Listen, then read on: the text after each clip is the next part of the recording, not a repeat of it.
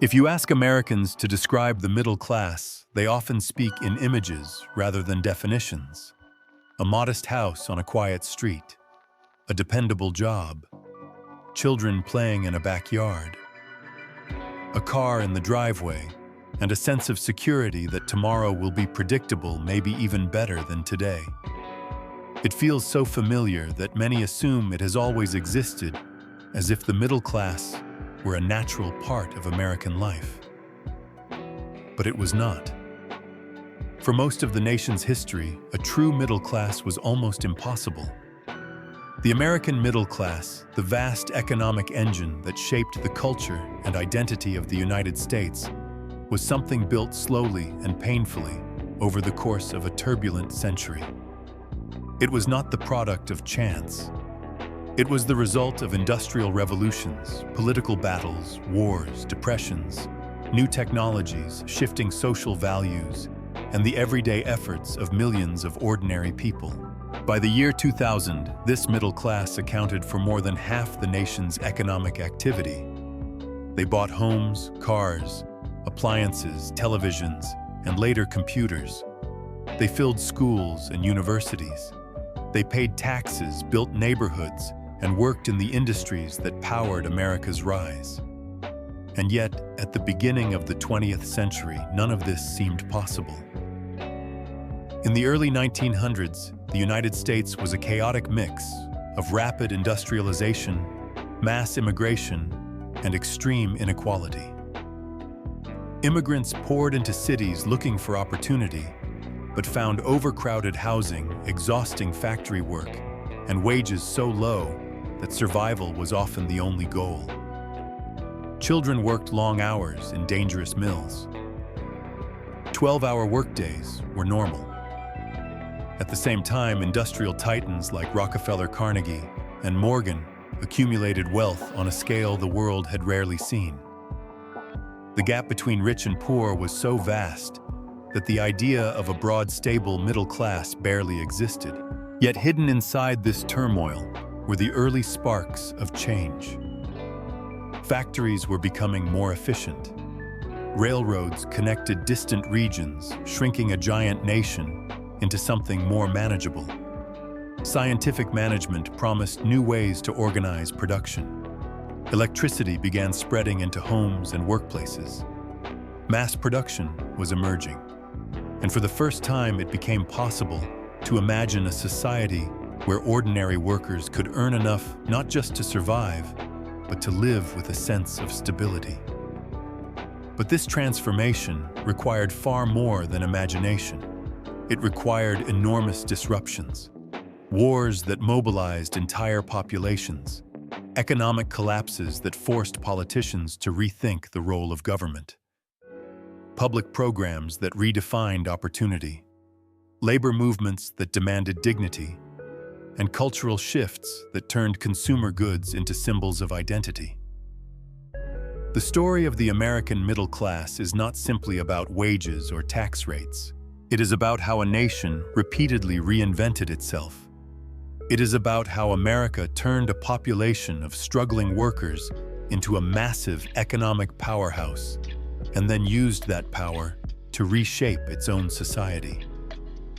To understand that story, we need to explore why the middle class mattered so much to the American identity. More than just an income group, it became the center of an entire way of life. For decades, television shows, advertisements, and political speeches painted the middle class as the ideal American. Not rich, not poor, but hardworking, honest, and optimistic. A family with enough money for a home, a car, a vacation, and maybe college for the kids. A family that believed in stability and fairness. In the 1950s and 60s, shows like Leave It to Beaver and The Brady Bunch sold a world where one salary could support a household and where upward mobility felt almost guaranteed. These cultural images were not pure fantasy.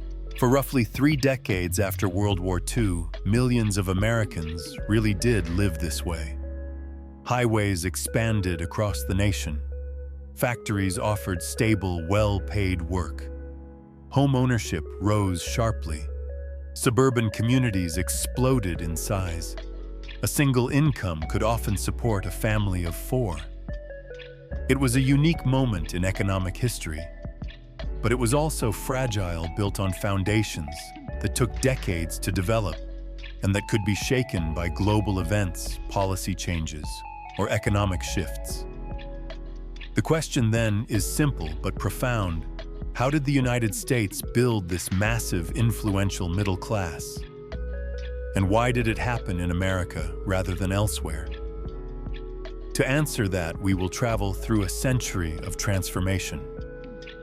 We will look at early industrial America and the struggle of workers during the age before the middle class. We will explore how mass production changed everything. We will examine the rise and collapse of the economy during the Roaring Twenties and the Great Depression. We will see how the New Deal created the foundation of modern social protections. We will follow the industrial miracle of World War II and the explosive growth that came afterward. We will study the GI Bill, the suburban boom, the highways, the rise of unions, the expansion of education, and the creation of the consumer society. We will then confront the shocks of the 1970s, the transformations of the 1980s, and the birth of a new economic order in the 1990s. Along the way, we will see that the middle class was never guaranteed. It was not the automatic product of capitalism or democracy. It was built through decisions made by governments, corporations, communities, and families. Some decisions expanded opportunity. Others limited it. Some led to prosperity. Others created long-term challenges. As we begin this story picture, the United States, at the dawn of the 20th century, a nation of factories, trains, crowded cities, and millions chasing opportunity. A nation with extraordinary potential but deep divisions. A nation that had not yet discovered the middle-class dream that would one day define it. This is the beginning of how America created the largest middle class the world has ever seen.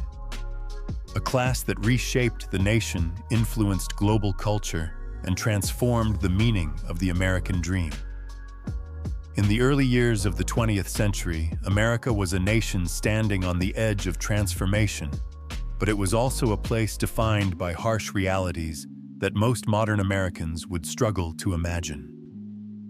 Cities were growing at explosive rates, swelling with immigrants who arrived from Europe, Asia, and the American countryside in search of opportunity. The smell of coal sweat and machinery filled the air of industrial neighborhoods. Streets were crowded with workers rushing to factories, children selling newspapers and streetcars clattering over rails. There were fortunes to be made, but mostly for a small elite, the titans of industry, whose names dominated the headlines. For everyone else, life was a daily struggle defined by long hours, low wages, and almost no safety nets. A middle class in the modern sense barely existed. Instead, America was divided into two worlds. One belonged to the wealthy industrialists who controlled railroads, steel mills, oil refineries, and banks. The other belonged to millions of workers whose lives revolved around survival. Tenement housing in New York, Chicago, and Boston overflowed with families packed into tiny rooms with poor ventilation and limited plumbing. Diseases spread quickly. Infant mortality was high. Workplace injuries were common, and compensation was rare. Most Americans had no health insurance, no unemployment benefits, and no guarantee of retirement. If you lost a job, you found another. If you were injured, your family suffered. If you grew too old to work, your future depended on the charity of relatives. This was the America that existed before the rise of the middle class. The idea that a family might own a home, save money, send children to college, and retire with dignity was a distant dream reserved for a tiny fraction of the population. But despite these conditions, something was changing beneath the surface. The technologies of the Industrial Revolution were maturing. Electricity was beginning to light homes and factories. Telephones were connecting people in ways previously unimaginable. Better roads and expanding railway networks linked towns and cities across the country. Factories were experimenting with new systems of production that could dramatically increase output while lowering costs. The United States was becoming an economic giant, yet its social structure had not caught up. The vast majority of workers lived on the edge of poverty even as the nation grew richer. This imbalance created tension that spread across the country. Labor strikes erupted in major cities. Workers demanded safer conditions, shorter hours, and fairer wages. Some protests turned violent. Newspapers published heated debates about inequality and the power of corporate monopolies. Meanwhile, reformers known as progressives argued that America needed new rules to protect its citizens and regulate powerful industries. A movement was forming slowly but steadily that would push the country toward major change. But change did not come quickly. Before 1915, most Americans worked in agriculture or low-paying industrial jobs. The concept of a salary was rare. People were paid by the hour or by the piece, and those rates were often unpredictable. A factory worker earned so little that even small disruptions like a brief illness could threaten a family's stability. Child labor was common, not because families wanted it, but because they depended on the income. Children as young as 8 worked in mills, mines, and factories performing dangerous tasks for long hours. Education was a luxury that many could not afford. Schools existed, but attendance was inconsistent because families needed every available hand to survive. In rural areas, life was no easier. Farming was physically demanding and economically uncertain. Prices fluctuated wildly, and a single bad harvest could ruin a family. Mechanization was still limited, so most work was done with animal power and manual labor. Rural households often had to make their own clothing, grow their own food, and mend their own tools. Buying manufactured goods was expensive, and travel to town could take hours or even days. Despite these hardships, America was full of ambition. The dream of upward mobility was alive even if it was out of reach for most. Immigrants believed that hard work could eventually lead to a better future. Families sacrificed to save small amounts of money. Communities formed ethnic neighborhoods where people supported one another. Churches, mutual aid societies, and local organizations offered limited but vital assistance. These small glimpses of stability hinted at what a future middle class might look like. Culturally, the United States was also beginning to shift. The idea of consumer goods once reserved for the wealthy was spreading. Catalogs like Sears Roebuck brought products to rural families who had never set foot in a big city. They could order furniture, clothing, tools, and household items delivered directly to their homes. This simple act revolutionized how Americans shopped and planted the earliest seeds of a national consumer economy. Yet even as these developments unfolded, the gap between the promise of America and the reality of everyday life remained huge. Workers had little bargaining power. Government intervention was minimal. Banks could fail without warning. Entire industries could collapse. A stable, comfortable life was still an exception, not the norm. What makes this period fascinating is that the foundations of a future middle class were quietly forming, even though almost no one recognized it at the time. The technologies that would support mass production were emerging. The infrastructure that would enable national markets was expanding. The ideas that would inspire political reforms were circulating. And the tensions that would force change were building, with every strike, every protest, and every newspaper article exposing inequality. In many ways, America between 1900 and 1915 was a nation preparing to reinvent itself. It was a country on the edge of transformation, pulled forward by innovation, but held back by outdated systems. It was a society ready for a shift that would redefine work-family consumption and opportunity. The rise of the middle class was not just about economics. It was about the struggle to create stability in a world full of uncertainty. It was about millions of people who wanted more than survival. They wanted dignity, security, and a chance at a better life. They did not yet know it, but the next decades would bring crises and revolutions that would transform their lives and change the country forever. This is the world before the middle class, a world of hardship and ambition, a world waiting for the spark that would create the most influential social group in modern American history. By the 1910s, the United States was racing toward a new kind of future, one that would transform the rhythms of work, the pace of life, and the very idea of what ordinary Americans could achieve. Factories were no longer just noisy buildings filled with machines. They were becoming laboratories of innovation, where engineers, managers, and ambitious entrepreneurs searched for ways to produce more, faster, and cheaper. The age of mass production was beginning, and at the center of it all stood a man named Henry Ford. Ford did not invent the automobile, nor did he invent the assembly line. But he understood something that others did not: if you could build a product fast enough and cheaply enough, ordinary people, not just the wealthy, could afford it. His ambition was not to create a luxury item, but to create a product for the masses.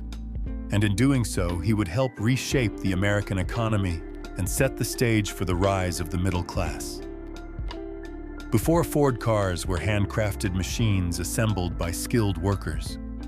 They were expensive, unreliable, and available only to the rich. Ford imagined a world where a working family could own a car, and he believed the key to that world was efficiency. In 1913, he introduced the moving assembly line, a system that broke the construction of a car into dozens of simple, repetitive tasks. Each worker performed one motion over and over as the car moved past on a conveyor. The impact was immediate and astonishing. Production time for the Model T dropped from 12 hours to 90 minutes. Costs fell dramatically, and as the price of the Model T dropped, demand soared. Ordinary Americans, farmers, factory workers, and shop clerks could finally dream of owning a car. This revolution was not just about machines, it was about people. Ford shocked the business world when he announced the $5 workday in 1914, a wage nearly double what many factories paid. Critics called him reckless, insisting that no company could survive if it paid workers that much. But Ford understood the deeper logic. A worker who earns enough to buy the product they are making becomes both an employee and a customer. Higher wages meant lower turnover, more loyalty, and a new kind of economy where mass production was matched by mass consumption. This idea, radical at the time, would become one of the cornerstones of the American middle class. But Ford was not the only force reshaping America. Across the country, factories were becoming more organized, more mechanized, and more focused on scale. Electricity powered machines that once relied on human strength. Scientific management, popularized by Frederick Winslow Taylor, sought to measure every movement, every second, every inefficiency. Though controversial, Taylorism introduced the concept of optimizing labor-breaking tasks into the smallest possible units. Some praised this as progress. Others argued it reduced workers to parts of a machine. Either way, it changed the nature of work forever. These transformations created a new kind of worker. Instead of relying on skill or craftsmanship, factories now needed laborers who could follow instructions, work at a steady pace, and handle repetitive tasks. For many, especially immigrants, these jobs offered stability in a world with few alternatives. Wages were still low by modern standards, but they were higher and more predictable than many agricultural or small trade jobs. Millions of people left farms and moved to cities, searching for the economic security that industry seemed to promise. As factories grew, cities expanded. Detroit became the capital of the auto industry. Pittsburgh boomed with steel. Chicago flourished with meatpacking railroads and heavy manufacturing. Skyscrapers pierced the skyline as urban populations exploded. The United States was becoming an industrial giant, rivaling and soon surpassing the great powers of Europe. With this growth came a new sense of momentum. Streets buzzed with electric lights, streetcars, and automobiles. Department stores showcased the power of mass-produced goods. Advertising began shaping consumer desire. Even households that lacked wealth started to imagine a future shaped by comfort, convenience, and modern technology. Yet behind the shining image of progress lay deeper tensions. The same factories that offered opportunity also demanded discipline. Workdays were long, often 10 or 12 hours. The pace was exhausting. Injuries were common, and safety standards were minimal. For many workers, especially immigrants who spoke little English, jobs were both a lifeline and a trap. They earned just enough to survive, but rarely enough to advance. Labor movements grew stronger as workers demanded better conditions and shorter hours. Strikes and protests erupted across the country. Some were peaceful, others turned violent. Factory owners fought unions fiercely, hiring private security forces, and at times calling in government troops. The tension between labor and capital would shape American society for decades. Despite these conflicts, mass production brought undeniable change. For the first time in history, a modern industrial economy was creating products faster than ever before. Prices dropped. Goods that were once luxuries became affordable. Bicycles, phonographs, household appliances, and tools filled catalogs and storefronts.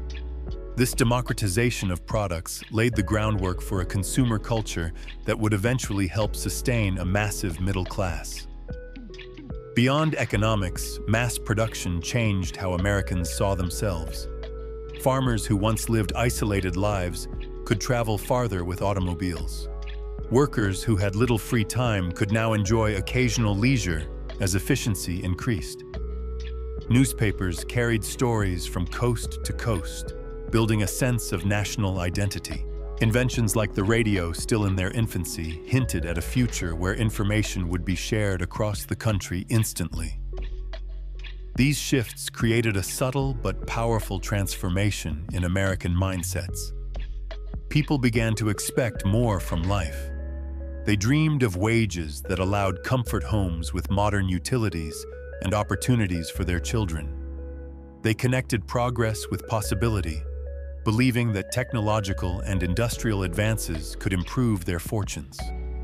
This mentality, more than any machine, was the beginning of the emotional middle class. But the true significance of the 1910s was not just in what it created, but in what it made possible. Mass production lowered the cost of living. Higher wages gradually expanded. Cities offered new kinds of jobs. And the idea that ordinary Americans could aspire to a better life began to take hold. Yet the system was still fragile. Inequality remained vast. Labor unrest simmered. Safety nets were virtually non-existent, and many Americans remained locked in poverty. The middle class had not yet arrived, but its foundations were being laid in the rhythmic hum of assembly lines and the glow of new electric lights. The industrial age created the tools, technologies, and economic logic that would one day support millions of middle-class families. It set the stage for a dramatic transformation, but the true turning points were still ahead. The next decade would bring economic highs and devastating lows. The promise of prosperity would collide with the harsh reality of instability, and the United States would face the first major test of its new industrial identity, a test that would push the country toward the reforms, crises, and revolutions that would ultimately shape the American middle class. By the 1920s, America was stepping into a world that felt shockingly modern. a world bright with electric lights, alive with jazz music, and driven by a new belief that progress was not just possible but inevitable. After the trauma of World War I, the United States entered a decade of explosive confidence. Factories that had once produced weapons shifted to making cars, radios, refrigerators, and thousands of consumer goods that dazzled the public. For the first time in American history, ordinary families could imagine lives marked not by scarcity, but by abundance. This decade later, called the Roaring Twenties, marked the beginning of consumerism, a cultural and economic wave that would eventually shape the American middle class. New technologies were transforming everyday life.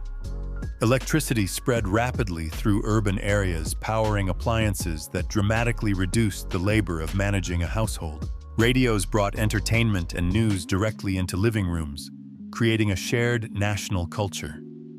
Automobiles, especially the affordable Ford Model T, reshaped travel and expanded the boundaries of daily life. Stores stayed open late thanks to electric lighting. Cities glowed at night. The rhythms of life were changing. People worked during the day and sought leisure in the evenings.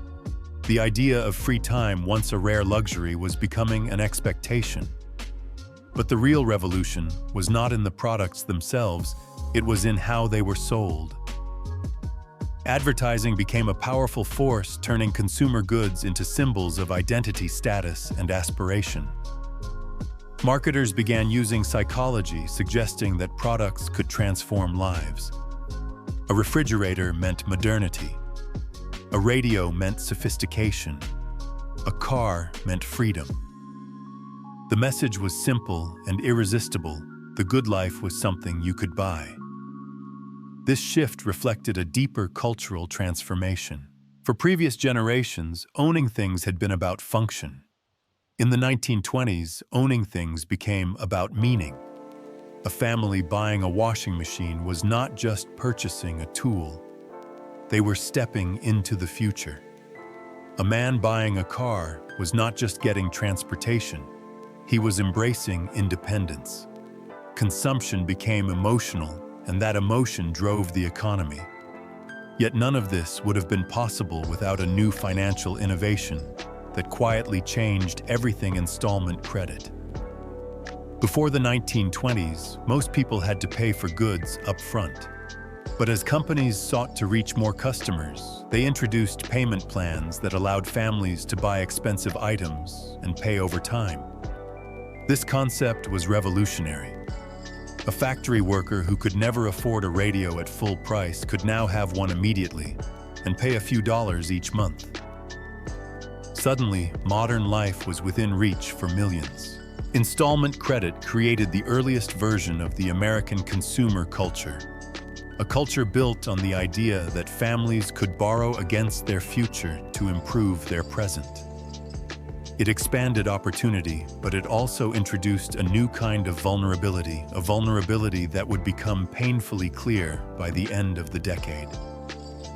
Meanwhile, cities were booming. Skyscrapers climbed into the sky as New York and Chicago became symbols of American ambition. Movie theaters drew crowds with silent films and emerging Hollywood stars. Jazz exploded into the mainstream, capturing the spirit of a generation that was energetic, rebellious, and eager for change. Women experienced newfound freedom through fashion jobs and cultural expression. The flapper dress became a symbol of independence while women entered offices, schools, and public spaces in numbers never seen before. America felt young, confident, and unstoppable.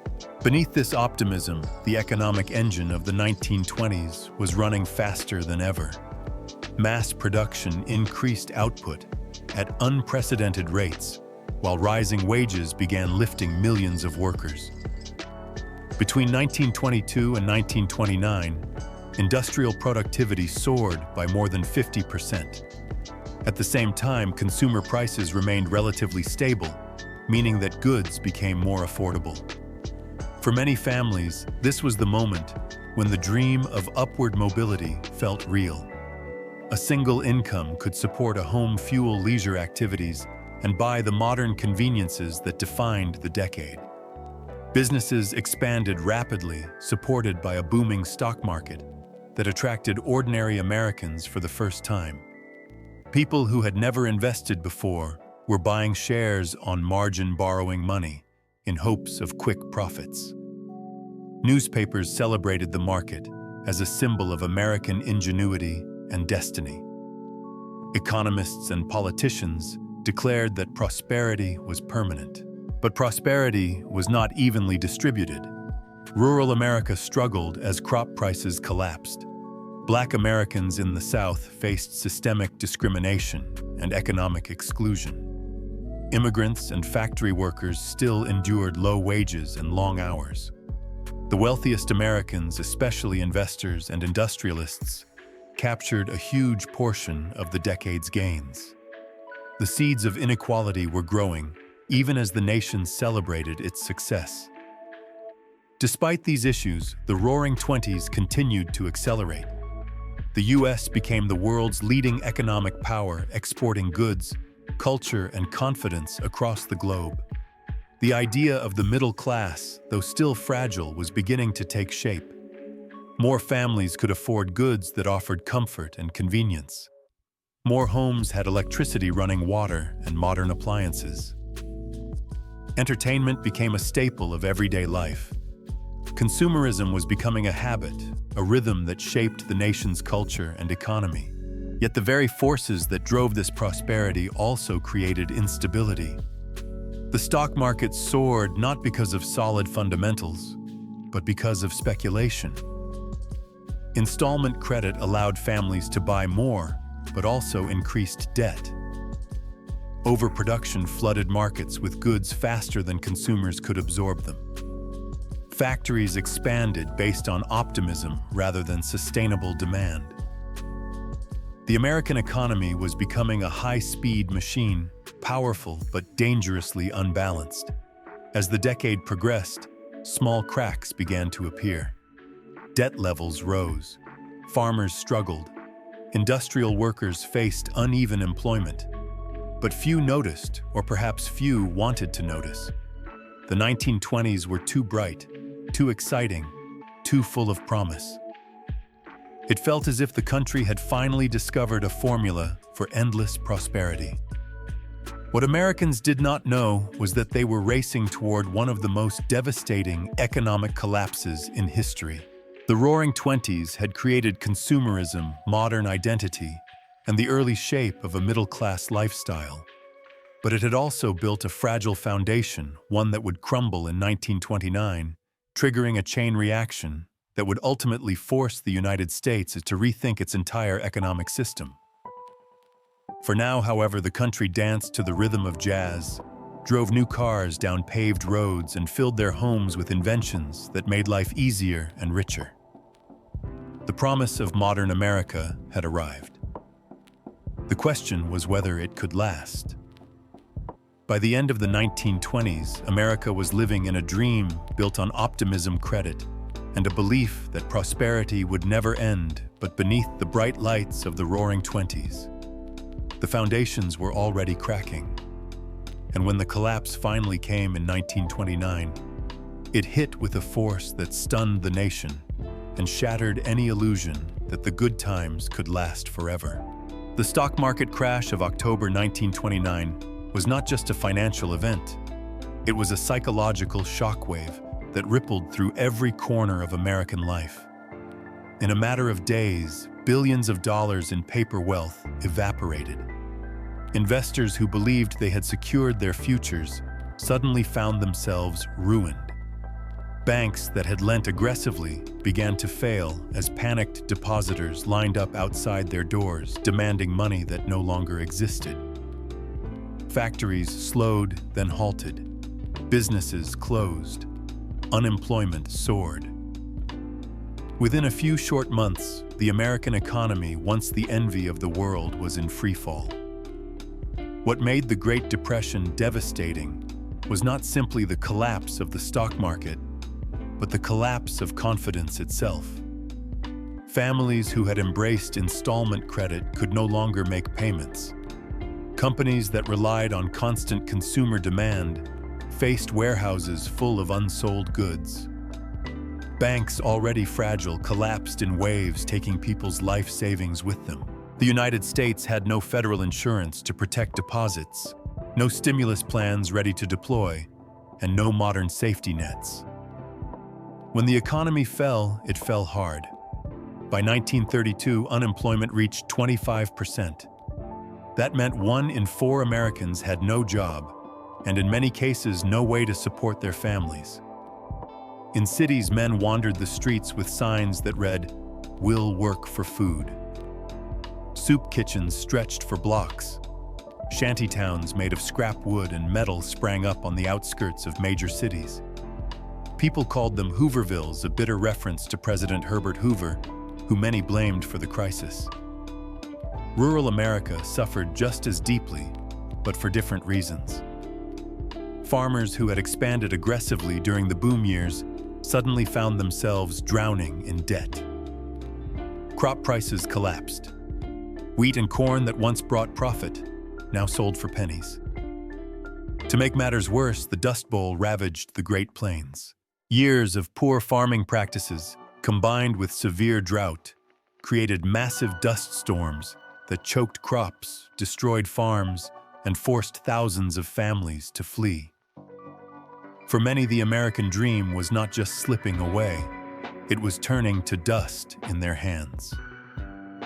The psychological impact of the Depression cannot be overstated. A generation raised on the promise of upward mobility was now struggling to survive day by day. Parents skipped meals so their children could eat. Young adults delayed marriage education and career plans.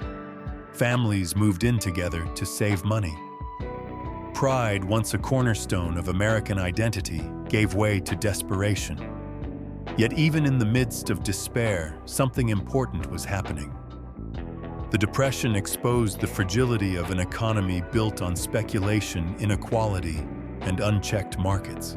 It revealed how vulnerable workers were without protections, how dangerous it was for banks to operate without regulation, and how quickly the prosperity of ordinary people could collapse without safety nets.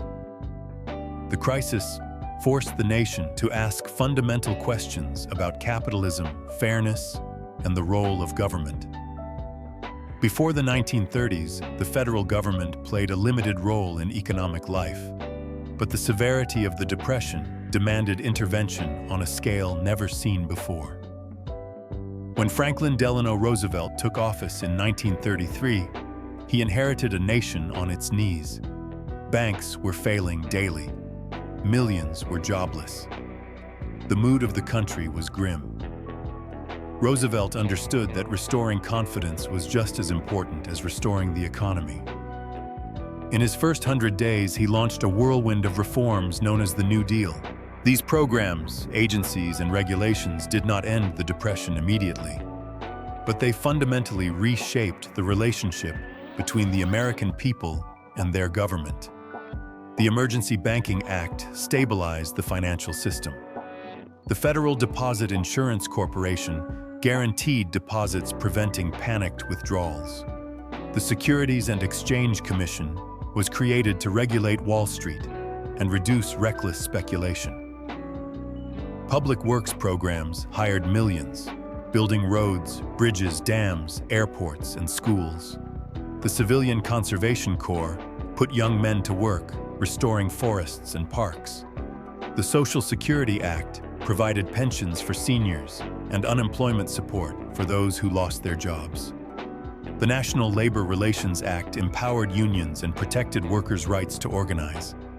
For the first time, the government acknowledged that economic security was not just an individual responsibility, but a national priority. These reforms laid the groundwork for the modern middle class by giving workers protections, stabilizing banks, ensuring retirement income, and expanding opportunities for employment. But the transformation was not immediate. Throughout the 1930s, millions remained out of work. Breadlines persisted. Families continued to struggle. Yet the country was changing. People who once felt abandoned now felt seen. Hope, however fragile, returned. What makes the Great Depression so important to the story of the American middle class is that it revealed the weaknesses of a society without a safety net and provoked the creation of systems that would support stability, opportunity, and growth for decades to come. It taught Americans that economic security required more than optimism. It required structure. It required rules. It required collective action. It required the understanding that when the economy collapsed, the government would not stand aside but step forward to help rebuild. As the 1930s came to an end, the United States was still climbing out of the depths of the Depression. Unemployment remained high. Many families never fully recovered, but the nation had gained something invaluable, an institutional blueprint for economic stability. What no one knew was that the final shock of the Great Depression would not be an economic one, but a geopolitical one. A world on the brink of war was about to pull the United States into a conflict that would transform the economy, reshape society, and accelerate the rise of the middle class in ways that were unthinkable during the darkest days of the 1930s. For now, the memory of the Depression remained etched in the minds of millions, a reminder of how quickly prosperity could vanish and how essential it was to build a society capable of protecting its people. The middle class would not emerge from the roaring Twenties or from the speculative wealth of the stock market, but from the lessons learned in hardship, the reforms born from crisis, and the collective determination to create an America where ordinary families could hope again. When Franklin Delano Roosevelt took office in March 1933, the country he inherited was broken in ways few modern Americans can comprehend. Banks had collapsed across the nation. Millions were unemployed. Dust storms choked the Great Plains. Bread lines stretched for blocks. Panic had seeped into everyday life. But Roosevelt brought something that the nation had been missing for years: confidence, energy, and a willingness to try bold solutions. His message was simple but powerful, delivered through radio fireside chats that made him feel like he was speaking directly to every kitchen table in America. The only thing we have to fear is fear itself. For a population exhausted by hardship, these words mattered. Roosevelt did not believe the government should control the economy, but he did believe the government had a responsibility to protect its people when the economy failed. And so he launched the New Deal, an ambitious, unprecedented effort to stabilize the financial system, create jobs, rebuild infrastructure, and give ordinary Americans the security they had never truly known. What made the New Deal transformative was not just its scale, but its philosophy. It recognized that a healthy economy required more than ambition and optimism. It required rules to ensure fairness, institutions to protect stability, and programs to lift people when they fell. If the Roaring Twenties had shown what unregulated capitalism could create, the Great Depression had shown what it could destroy. The New Deal aimed to build something in between, a balanced system where opportunity could grow on a foundation of security. One of the first steps was saving the banking system. Roosevelt temporarily closed every bank in the United States and allowed only the healthy ones to reopen. It was a shocking move, but it worked. Panic eased. People returned to their banks. Confidence began to rebuild. To prevent future collapses, the government created the Federal Deposit Insurance Corporation, which guaranteed ordinary Americans that their savings would not vanish if a bank failed.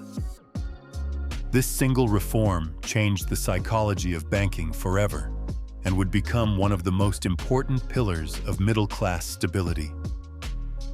Wall Street also faced new rules. The Securities and Exchange Commission was created to regulate the stock market, reduce fraud, and prevent the reckless speculation that had contributed to the crash of 1929. For the first time, the financial world had a referee, but stabilizing the system was only part of the challenge. Millions of people needed work. Businesses had shut down. Factories were idle. Entire regions were collapsing. The New Deal responded with massive public works programs that hired millions of unemployed Americans to rebuild the country. Roads, bridges, dams, airports, parks, schools, post offices, and courthouses were built at a scale the nation had never seen. The Civilian Conservation Corps put young men to work restoring forests, building trails, and revitalizing national parks. The Works Progress Administration employed artists, writers, architects, engineers, and laborers. The Tennessee Valley Authority electrified rural regions, modernizing entire communities and laying the groundwork for future economic development. These programs did more than create jobs. They transformed the physical landscape of the United States and lifted millions into a life of stability they had never imagined.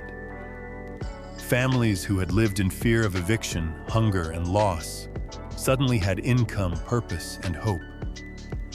Beyond infrastructure, the New Deal reshaped the relationship between workers and employers. For decades, unions had struggled to gain recognition and bargaining power. The National Labor Relations Act changed that, granting workers the legal right to organize, bargain collectively, and strike. This act would become one of the most important drivers of rising wages in the mid-20th century. Unions helped workers secure better pay, shorter hours, safer conditions, and benefits. They transformed manufacturing jobs from low-wage, high-risk positions into stable, middle-class careers. This shift would echo through the next several decades, ultimately creating the high-wage industrial workforce that defined America during its golden age. Perhaps the most far-reaching New Deal reform was the Social Security Act of 1935. Before this law, aging was one of the most terrifying prospects for ordinary Americans. Without savings, pensions, or government support, growing old often meant falling into poverty. Social Security changed that. It provided pensions for retirees, unemployment insurance for those who lost their jobs, and support for disabled workers and vulnerable families. It was a safety net on a national scale, and it marked the beginning of the American belief that economic security was not just a privilege for the wealthy, but a right for all citizens. For millions, this program meant that hard work over a lifetime would be rewarded with dignity in old age rather than fear and desperation. The New Deal did not end the Great Depression by itself. The crisis was too deep, and the economic wounds were too severe. But it fundamentally changed the trajectory of the nation. It created the rules, institutions, and protections that would allow a middle-class society to emerge after World War II. It taught Americans that government could be a force for stability rather than abandonment. It gave families the confidence to save, invest, and plan for the future. It established the idea that economic opportunity should be grounded in fairness and security. Perhaps just as importantly, it restored hope. Roosevelt's leadership helped shift the nation's mindset from despair to determination. People who had once felt alone and powerless now felt guided and supported. The New Deal gave them the tools they needed to rebuild their lives. By the late 1930s, the United States was still struggling, but it had regained its balance. The wild speculation of the 1920s had been checked. The chaos of the early Depression had been addressed. The nation had built a new economic framework, one that balanced innovation with regulation and ambition with stability. No one knew it yet, but this framework would become the foundation of the most prosperous middle-class boom in world history. But before that boom could begin, the country would face one final upheaval. Across the Atlantic and Pacific, tensions were rising. A global conflict loomed, and when World War II erupted, it would transform the United States in ways the New Deal alone never could. It would unleash a wave of industrial expansion, full employment, and technological progress that would finally complete the emergence of the American middle class. The New Deal had laid the foundation. The war would build the house. For now, Americans could only prepare for a world that was about to change again, driven by forces far beyond their borders, but destined to reshape their lives forever. When the United States entered World War II in 1941, the nation was still struggling through the final shadows of the Great Depression. But what happened over the next 4 years would not only end the economic crisis, but transform the American economy so profoundly that it would lay the final groundwork for the modern middle class. The war demanded a level of production the world had never seen, and in answering that demand, the United States unleashed an industrial miracle unlike anything in human history. Factories that had been idle or underused during the Depression roared back to life. Assembly lines that once built cars began producing tanks, jeeps, and aircraft. Shipyards raced day and night to build vessels faster than enemy forces could sink them. American industry did not simply accelerate, it exploded. The numbers were staggering. Between 1941 and 1945, the United States produced hundreds of thousands of aircraft, tens of thousands of tanks, millions of rifles, and an ocean of ammunition, vehicles, and equipment. The nation was producing so much so fast that it was effectively supplying not just its own military, but much of the Allied war effort. Historians later called the United States the arsenal of democracy, but the truth is even more astonishing. America was not just building weapons, it was building a new society.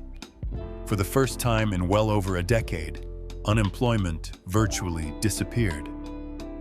People who had been jobless for years suddenly found themselves in stable, well-paid work.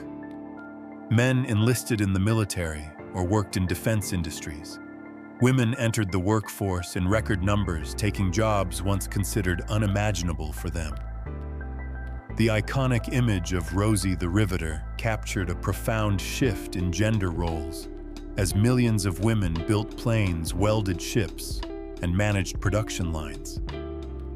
The country was transforming socially, economically, and culturally. Factories needed labor so urgently that they hired across racial and ethnic lines, creating new opportunities for Black Americans, immigrants, and workers long excluded from high-wage jobs. Although discrimination persisted, the war forced employers to rethink old prejudices and opened doors that had been closed for generations. Entire regions grew overnight. Cities like Detroit, Pittsburgh, and Los Angeles became industrial giants. Small towns near factories swelled with workers. Housing was scarce, so the government built new neighborhoods, some of which would later become thriving communities long after the war ended. The war also accelerated technological innovation. Research labs developed new materials, techniques, and machinery. Radar plastics, penicillin jet engines, and early computing all advanced rapidly under wartime pressure. These innovations would later spill over into civilian life, reshaping industries and everyday experiences. But the most important impact of this industrial surge was psychological. After more than a decade of fear and uncertainty, Americans began to believe in the future again. They saved money because consumer goods were scarce. They planned for life after the war.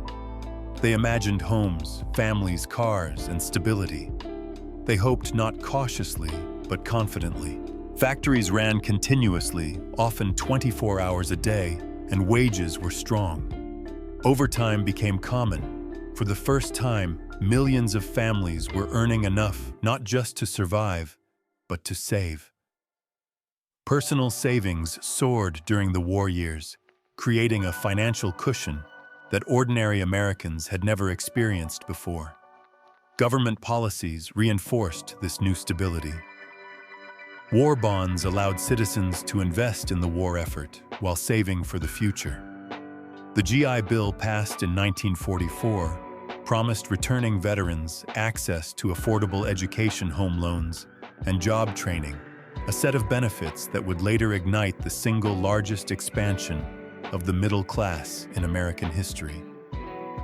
And while rationing limited consumer goods, it also created pent-up demand that would fuel a massive economic boom after the war. Yet despite the scale of transformation, the war years were not easy. Families were separated as millions of soldiers served overseas. Rationing restricted everything from gasoline to sugar. Factories were dangerous, fast-paced, and exhausting. Many workers lived in crowded temporary housing. Still in the midst of sacrifice and hardship, Americans found purpose and unity. The war created a sense of collective effort that strengthened communities and reshaped national identity. Meanwhile, the global landscape was changing.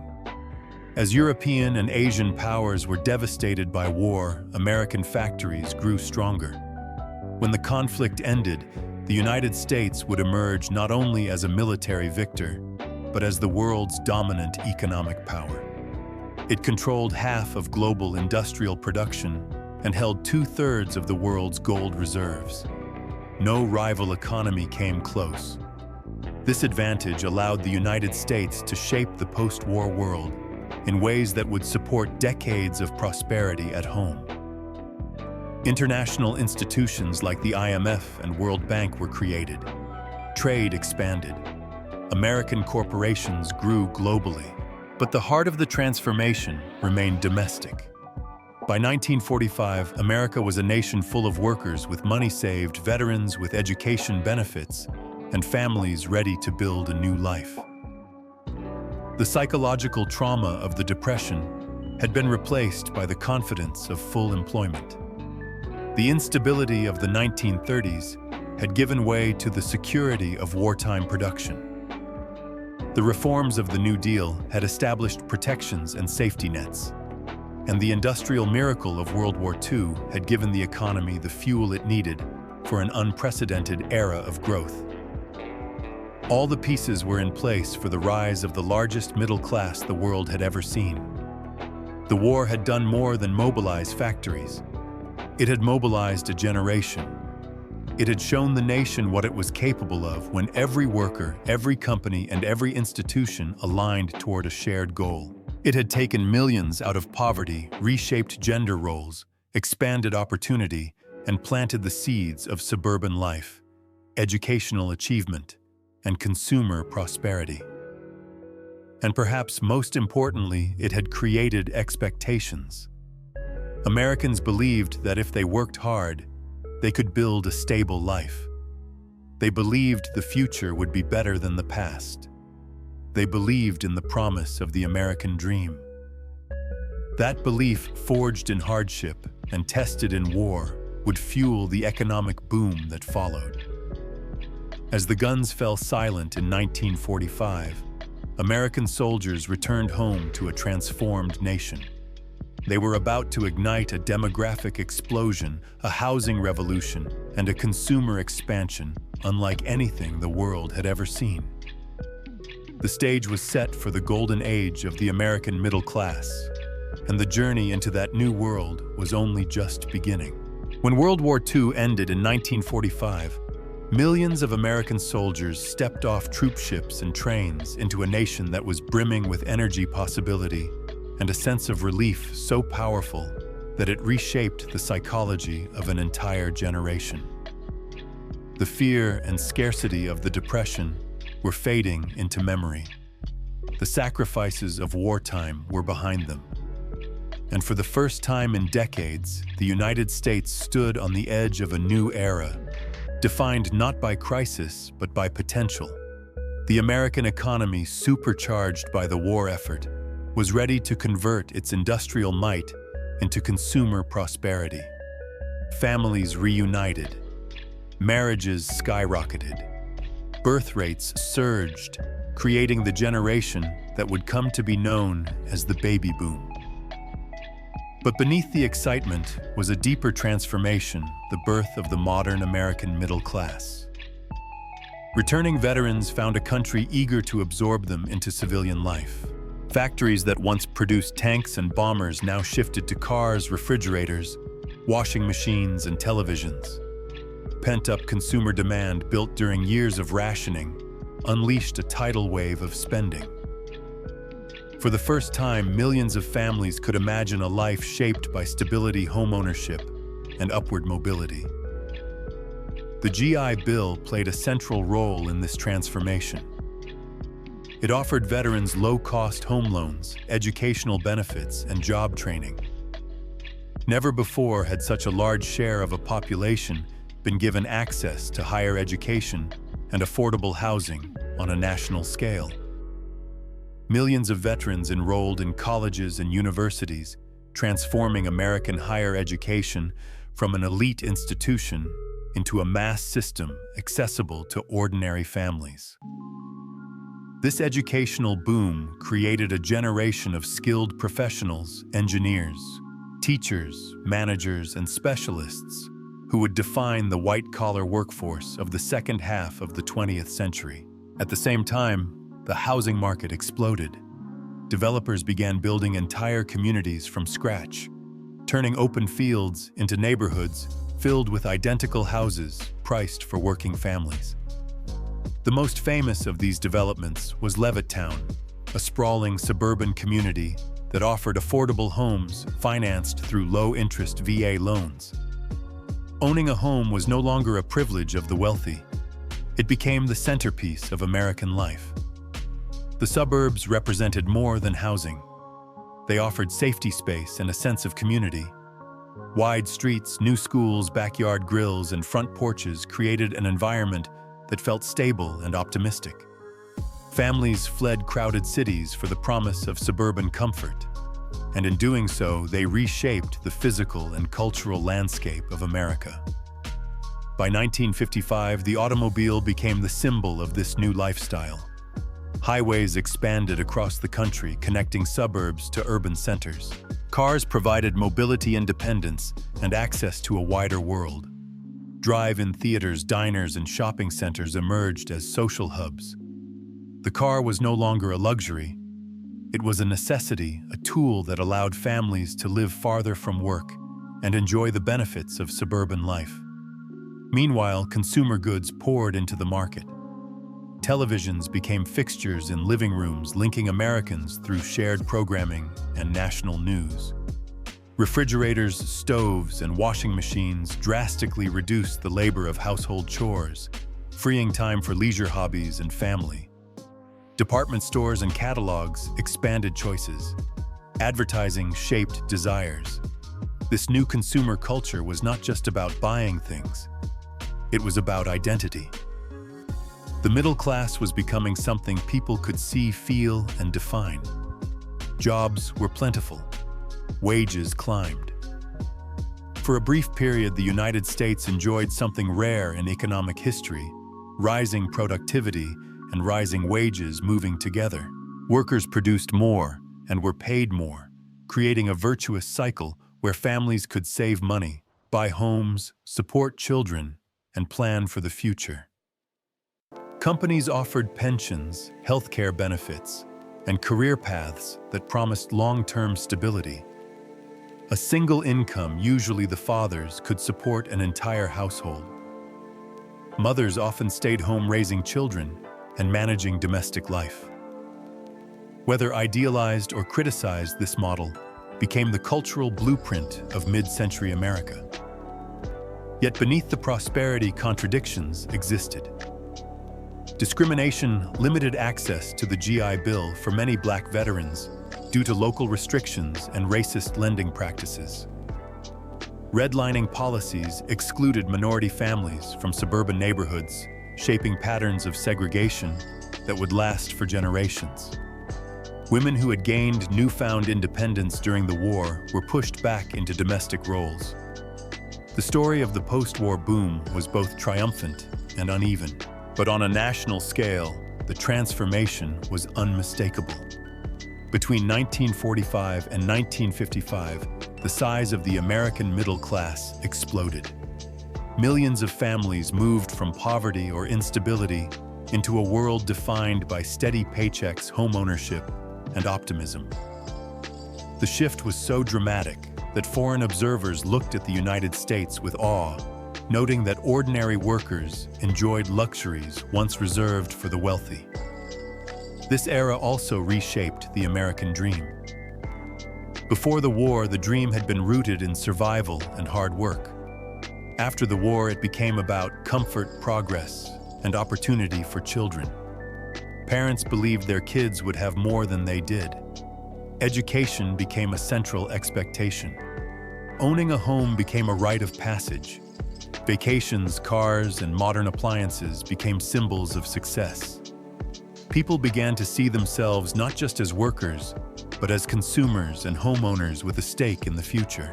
Politically, the federal government embraced a role as protector and promoter of prosperity. Programs supported housing highways, education, and veterans. The tax structure rewarded homeownership and investment. The nation's foreign policy focused on maintaining global stability to support economic growth. For the first time, the government, industry, and middle class were aligned in their vision for a prosperous society. The post-war boom also gave birth to corporate America as we now understand it. Large companies expanded rapidly, offering millions of white-collar jobs with predictable salaries. The image of the man in the gray flannel suit commuting to an office job and returning home to a suburban family became a defining symbol of the era. Stability replaced uncertainty. Growth replaced fear. Aspirations replaced anxiety. The transformation of America during 1945 to 1955 marked the beginning of the largest, most influential middle class the world had ever seen. It was not created by accident. It was created by policy, by industrial strength, by education, by housing, and by the shared belief that the future should be better for everyone.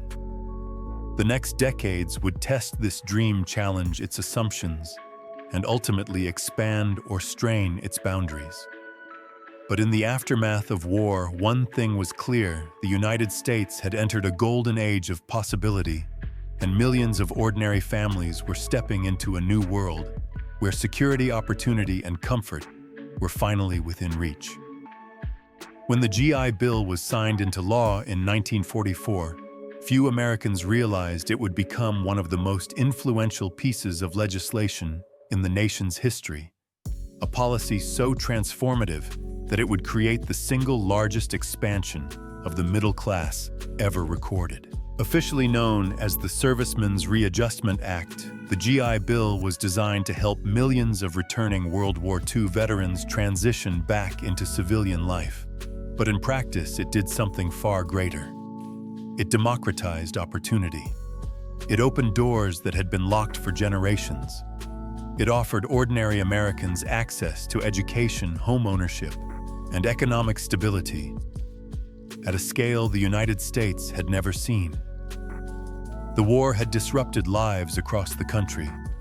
Soldiers returned home older, changed, and uncertain about their futures. Many had left jobs behind. Others had never begun careers at all. The federal government feared a repeat of the chaos that followed World War I, when millions of veterans struggled to find work, leading to unrest and anger. The GI Bill was the solution, a promise that service to the country would be met with opportunity, not abandonment. One of its most powerful features was educational support. The bill paid veterans tuition and provided a living allowance while they attended college, vocational school, or training programs. Before the war, college attendance had been mostly limited to the wealthy or the academically elite. But after the GI Bill, higher education became accessible to millions of average Americans. Classrooms filled with veterans who had grown up in working-class families. Men who had fought on the beaches of Normandy or in the Pacific now found themselves studying engineering, medicine, business, and the sciences. Universities expanded rapidly to meet the demand.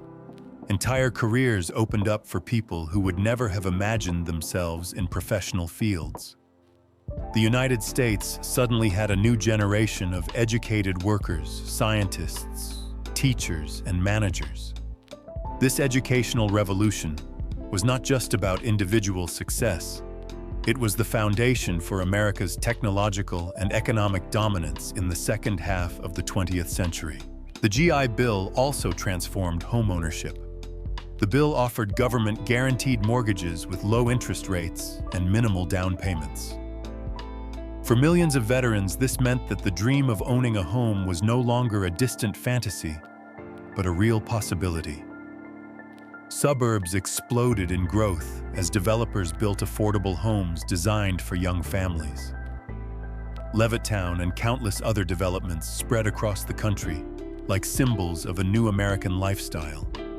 Streets filled with modest, nearly identical houses represented something revolutionary. Working-class families could now build wealth. Home ownership provided stability, equity, and a sense of belonging. It allowed families to invest in their futures. It shaped the American dream into a form recognizable today. The GI Bill's impact on home ownership was so great that by the mid-1950s, veterans made up half of all new homebuyers in the United States. This surge created an enormous construction boom, fueling jobs in building, manufacturing, retail, and infrastructure. It was not just a housing revolution, it was an economic engine. Beyond education and housing, the GI Bill provided unemployment benefits, job placement services, business loans, and support for training programs. It helped bridge the gap between military life and civilian life, ensuring that veterans had a safety net while they found their footing. But perhaps the most profound effect of the GI Bill was psychological. For the first time, millions of Americans believed the system was designed to help them succeed.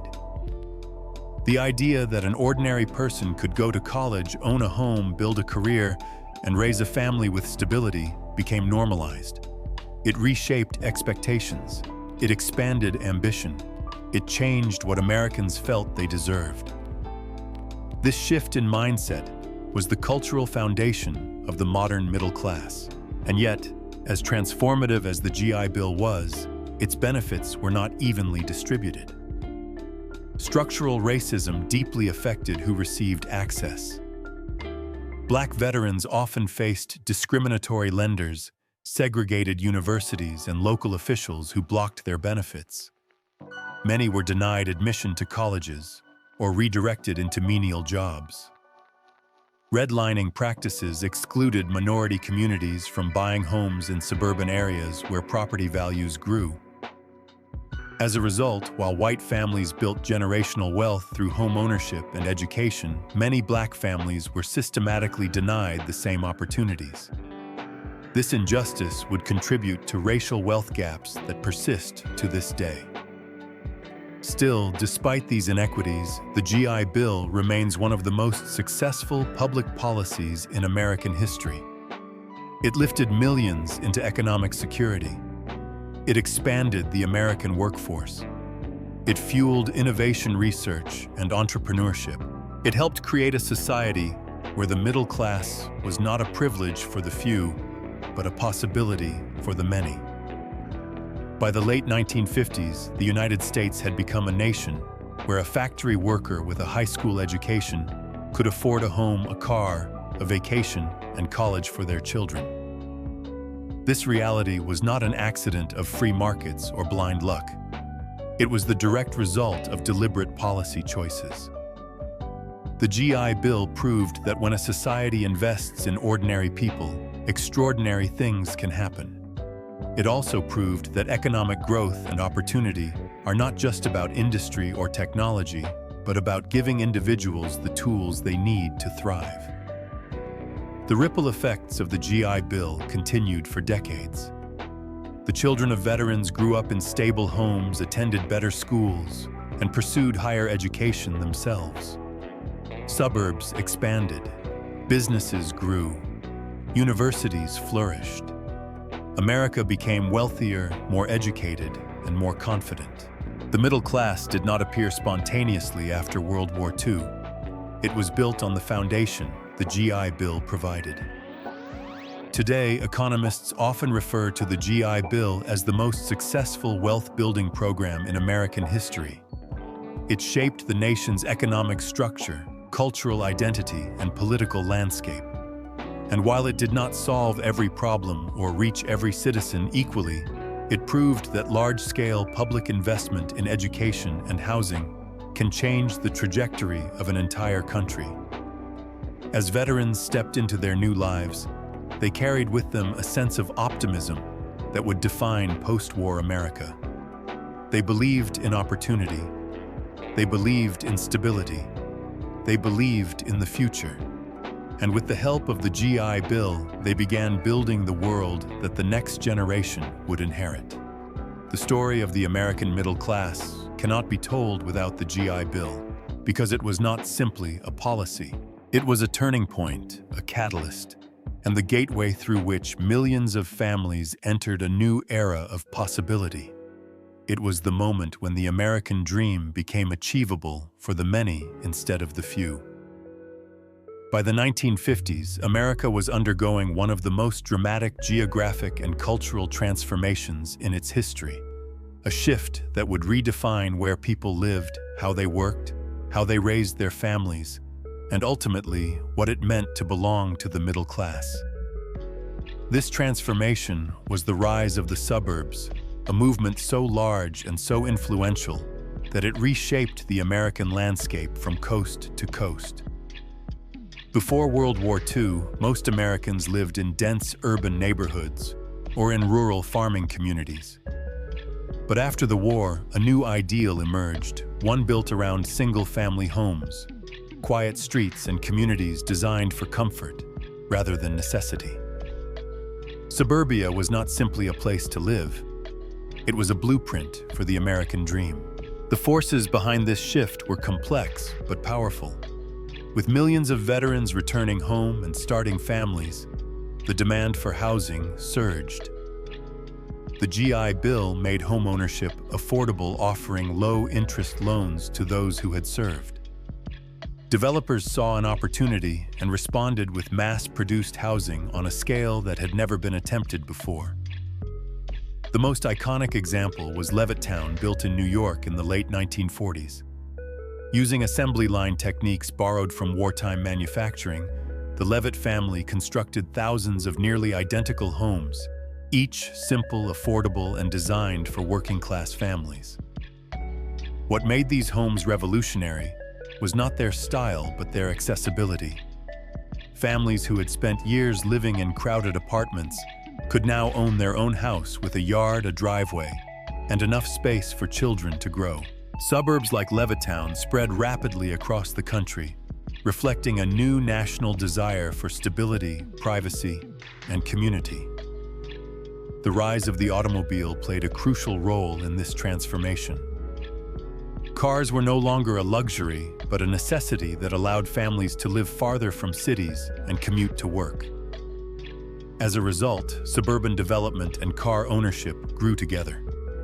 Highways funded heavily by federal investment carved new paths across the nation, connecting residential communities to urban job centers. The most significant of these was the Interstate Highway System, launched under President Eisenhower in 1956. It not only changed transportation, but reshaped daily life, making it possible for millions to live in homes that had once been considered too distant from workplaces. The geography of America was being rewritten by concrete cars and suburbs. With suburban growth came new forms of commerce. Shopping malls replaced downtown department stores as the centers of consumer life. Supermarkets, once a novelty, became staples of daily routine. Drive-in theaters offered entertainment without leaving the comfort of a car.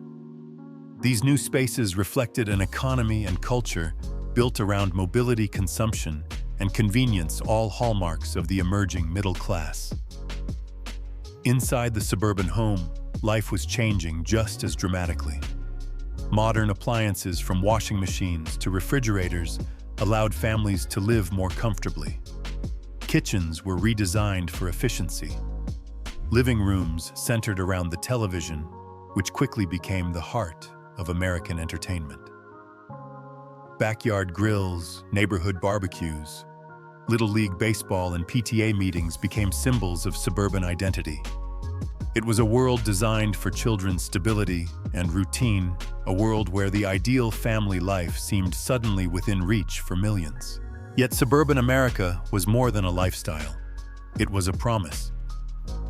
For many families, it represented safety, good schools, and the opportunity to build wealth through home ownership. Mortgage payments, unlike rent, built equity. Property ownership offered financial security, and rising home values created wealth that could be passed down to future generations. This structural shift played a major role in cementing the middle class as the dominant social group in post-war America. But the story of suburbia was not without controversy or inequality. Federal lending guidelines and discriminatory practices like redlining prevented many Black, Hispanic, and minority families from accessing the same suburban opportunities as white families. Banks refused loans in minority neighborhoods.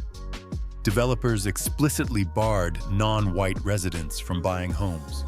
As a result, while white families moved into suburbs and built generational wealth, many minority families remained excluded, trapped by a system that promised prosperity but delivered it unevenly.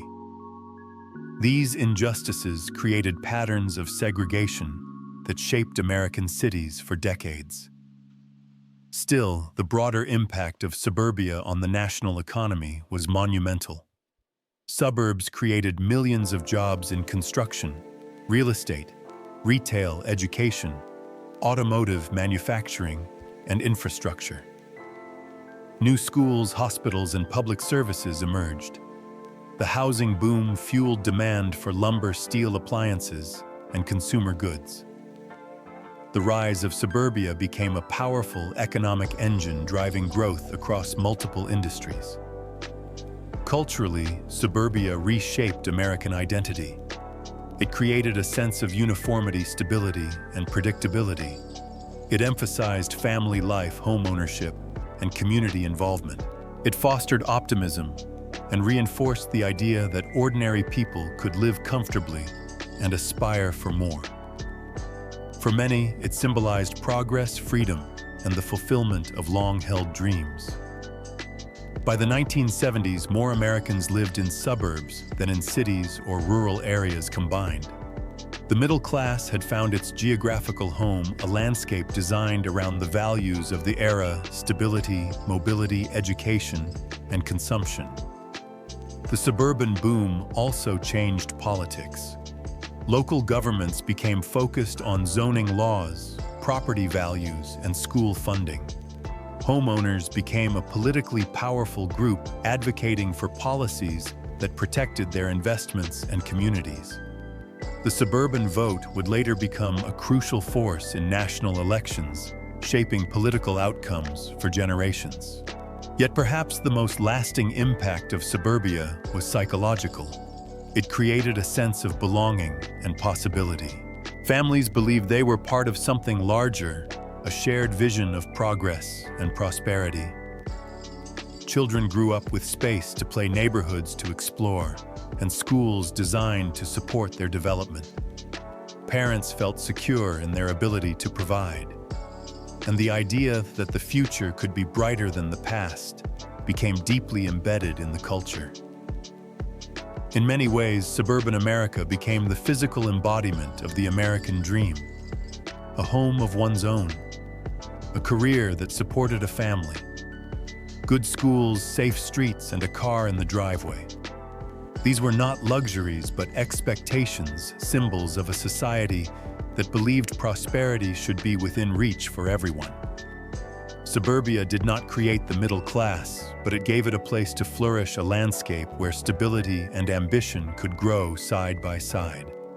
It turned economic opportunity into a way of life and made the dream of comfort, security, and upward mobility feel real for millions. As the mid-20th century unfolded, suburbia would stand as both a triumph and a challenge, a place where the promise of America shone brightly, yet where the gaps between who was included and who was excluded revealed hard truths about inequality. Still, in the story of the American middle-class suburbia, remains one of the most defining chapters, a world built on hope industry and the deeply human desire for a better life.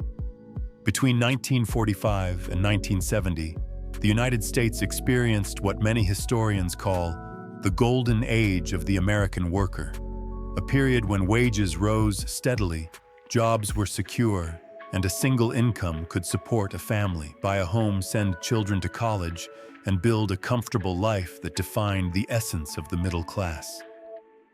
This era was powered not only by booming post-war industries, but by the unprecedented strength of labor unions, which had, for the first time in American history, enough power to fundamentally shape the distribution of wealth. Before the 1930s, American workers fought uphill battles for basic rights. Employers hired strikebreakers, police sided with business owners, and conditions were often harsh and dangerous. But with the National Labor Relations Act of 1935, the federal government formally recognized the rights of workers to organize, bargain collectively, and strike. This legislation, combined with the economic needs of World War II, set the stage for an explosion in union membership that would transform the American labor landscape. By the late 1940s, more than a third of the American workforce was unionized, a level never reached before or since. Union power seeped into every sector of the economy, from auto manufacturing to steel mining, construction, transportation, and public service. Some unions became household names. The United Auto Workers negotiated contracts with the big three car manufacturers. The steel workers organized massive industrial plants that produced the metal that built America. The Teamsters represented millions of truck drivers who kept the nation's supply chains moving. And with this influence came a new kind of bargaining pattern, bargaining, where unions negotiated landmark contracts in one industry that soon spread across others, lifting wages broadly and setting new standards for benefits and working conditions. These contracts did more than raise pay. They introduced employer-funded healthcare pensions, paid vacations, overtime rules, and job security guarantees, benefits that were once unimaginable for ordinary workers. The famous Treaty of Detroit in 1950, negotiated between the United Auto Workers and General Motors, provided wage increases, cost of living adjustments, health insurance, and retirement benefits. It became the template for worker compensation across the nation, ensuring that as companies grew more productive, workers shared in the gains. This was not charity.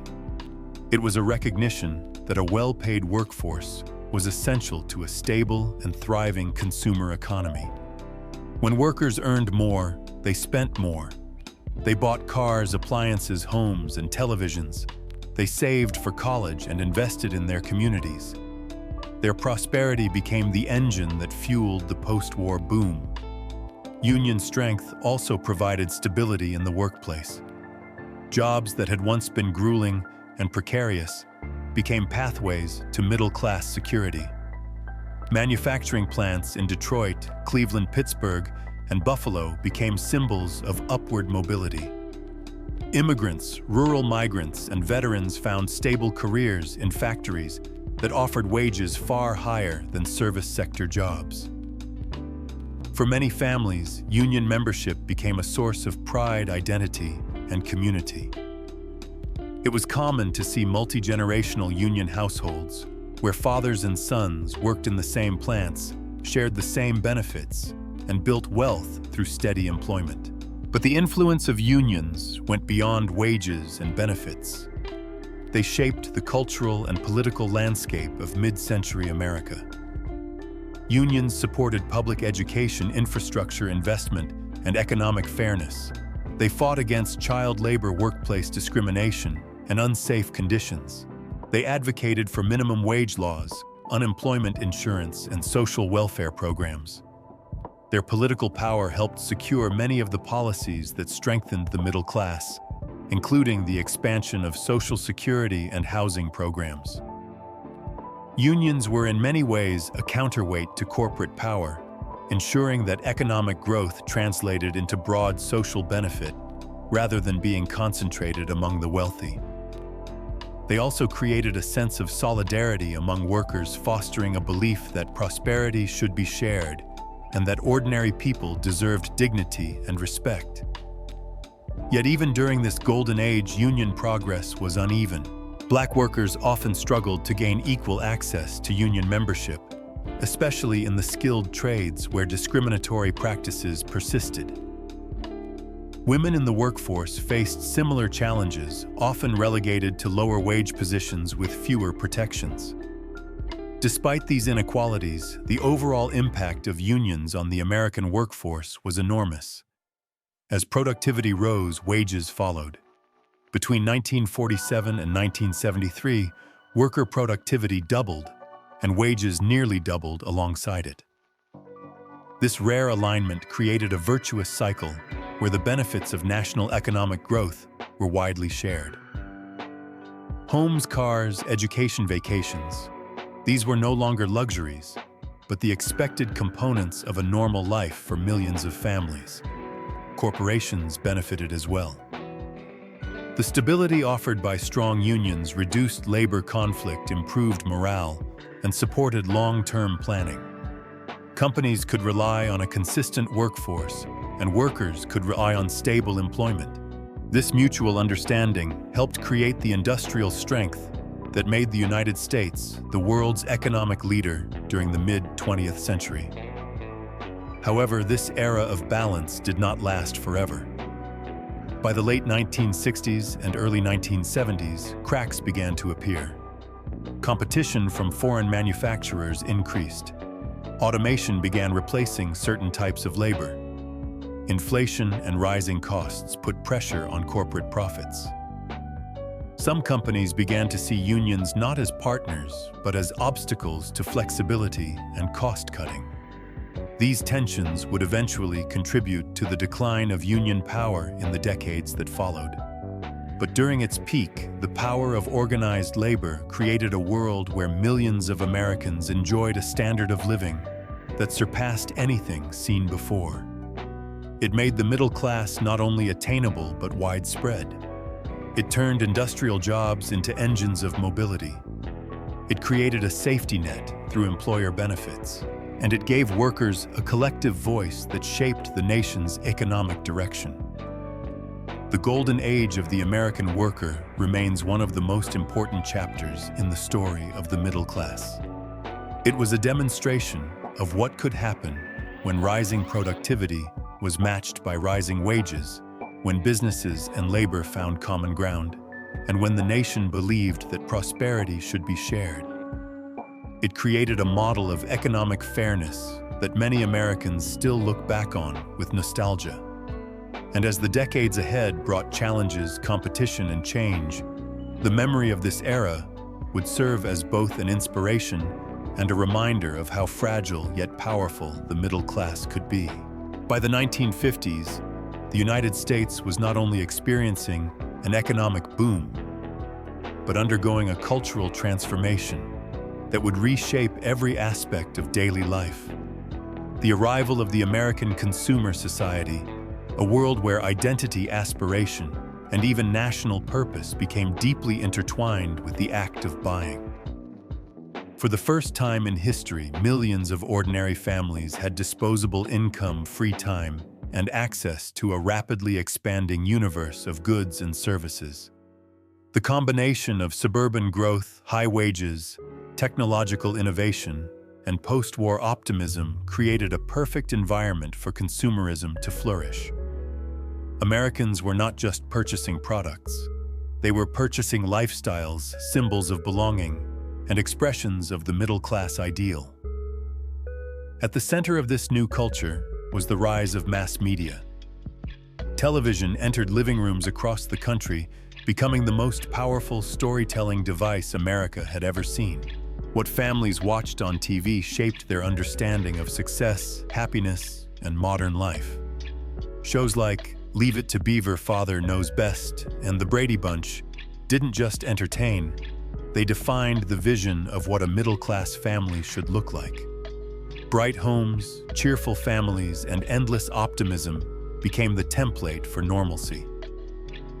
Advertisers understood the power of this medium and filled commercial breaks with persuasive messages that linked products to dreams. A new car meant freedom. A modern kitchen meant comfort.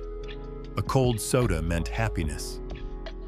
Advertising agencies used psychology, market research, and emotional storytelling to make consumer goods feel essential to identity. They weren't just selling products. They were selling the idea of a better life. The suburban home became the stage on which this new consumer ideal played out. As families moved into newly built neighborhoods, they needed furniture, appliances, tools, and decorations. Shopping became a central ritual of American life.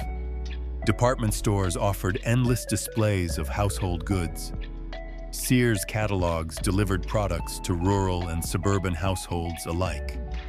Supermarkets revolutionized food shopping, with wide aisles, bright lighting, and packaged goods. For many families, Saturday shopping trips became as traditional as Sunday dinners. The automobile further accelerated consumer culture. With cars, families could reach shopping malls, which emerged as a new kind of community center. Malls were climate-controlled, carefully designed, and filled with shops that catered to every need. They offered convenience, entertainment, and a sense of modernity. The mall was not just a place to buy things. It was a place to exist socially, a symbol of the new middle-class landscape. Credit also played a critical role. The introduction of charge cards and later credit cards allowed families to buy now and pay later, giving immediate access to goods that once required saving for months.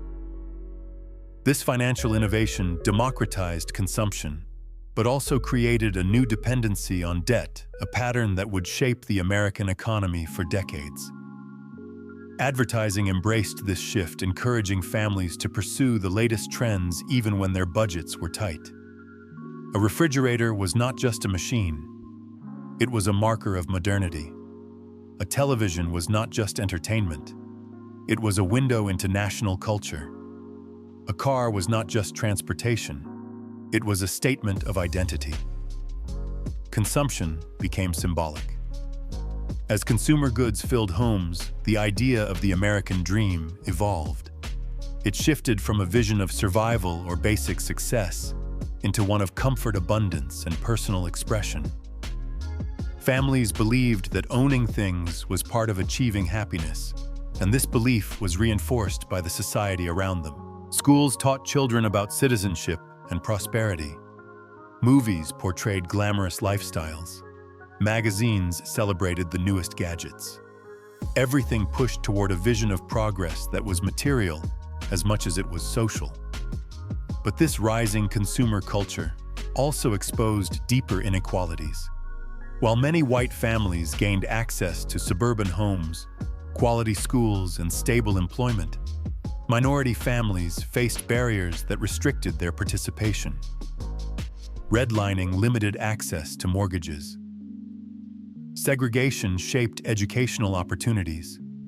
Discrimination persisted in hiring and wages. As consumer society expanded, it did so unevenly, creating divisions that would shape the social landscape for generations. Yet for the majority of mid-century Americans, consumerism felt like liberation. After decades of depression and war, the ability to buy products that made life easier was not simply indulgent. It was meaningful. Household appliances reduced drudgery, giving women more time for leisure and personal pursuits. Televisions brought entertainment to families who had never before enjoyed such access. Cars allowed families to vacation, visit relatives, and explore the country. Fast food chains like McDonald's introduced quick, affordable meals that fit the new pace of suburban life. The consumer society also drove innovation. Companies invested heavily in research and development. New materials like plastics reshaped product design. Electronics became more advanced. Factories ramped up production to meet demand. This cycle of innovation, consumption, and reinvestment became the engine of the American economy. The United States was becoming not only the world's industrial leader, but the world's consumer leader as well. By the 1960s, advertising had become so dominant that social critics began warning of its influence. Books like The Affluent Society and The Hidden Persuaders argued that America was becoming obsessed with materialism. Yet even these critiques acknowledged the unprecedented prosperity Americans were enjoying. Consumer culture had become inseparable from daily life identity and national pride. Shopping was not merely an economic activity, it was a cultural ritual. This era also saw the rise of youth consumerism. Teenagers, a group barely recognized as a distinct demographic before the war, suddenly became a market force. They bought music, fashion, soda, and movies. The youth culture of the 1960s, from rock and roll to counterculture, was shaped by the purchasing power of young Americans. Consumerism was increasingly driven by lifestyle and expression, not just utility. But beneath the economic strength of the consumer society lay warning signs. Rising demand for goods encouraged companies to expand production even when markets were saturated. Households took on increasing amounts of debt. Environmental impacts from mass production became more visible. By the 1970s, inflation, oil shocks, and global competition began to strain the economic engine that had fueled consumer growth. Yet the cultural shift endured.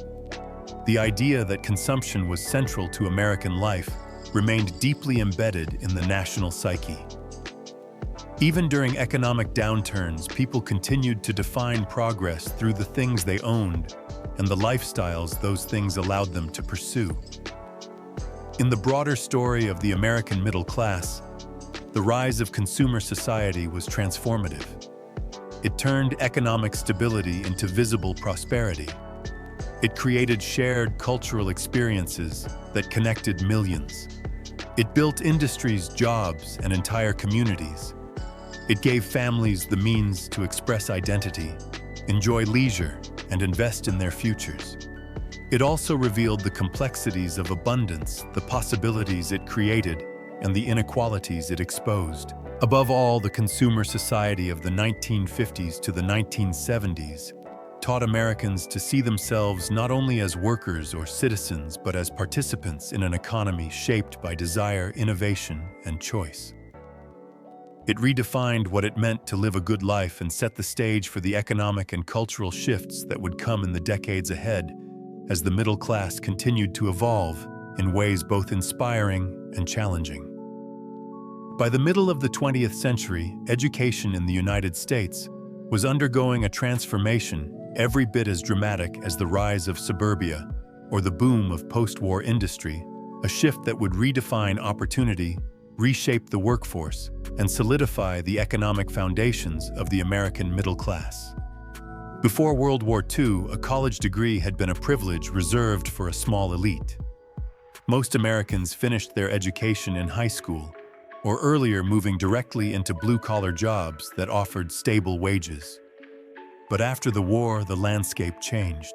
The GI Bill opened the doors of colleges and universities to millions of returning veterans, creating an unprecedented surge in enrollment. Classrooms filled with students who had never imagined themselves pursuing higher education. This influx forced universities to expand rapidly, constructing new buildings, hiring more faculty, and developing new academic programs. Education was no longer an aspiration. It was a pathway, a tangible route into the middle class. The success of the GI Bill demonstrated something that would become central to American identity. Education could be an engine of opportunity. By the 1950s and 60s, public investment in schools grew. Suburban expansion led to new school districts built on the belief that better education meant better futures. Communities took pride in their schools, funding them through local taxes and shaping them into symbols of stability. High school graduation rates climbed. Guidance counselors steered students toward trades college or emerging technical careers. For many families, educational achievement became synonymous with the American dream. Yet the expansion of education was not limited to children. Adults pursued night classes, technical training, and community college programs designed to upgrade skills and adapt to rapidly changing industries. This shift was essential for a nation transitioning from a manufacturing economy into one increasingly reliant on technology management and professional services. Community colleges, once a minor part of the educational landscape, exploded in popularity during the 1960s and 70s. These institutions provided affordable, accessible education to millions of Americans, acting as a bridge between high school and universities, or as training grounds for skilled professions. They democratized learning, making it possible for working-class adults, minorities, and older students to pursue advanced skills without the high cost of traditional universities. This expansion reflected a growing national belief education was not merely a personal goal, but a public good. At the federal level, landmark legislation accelerated these changes.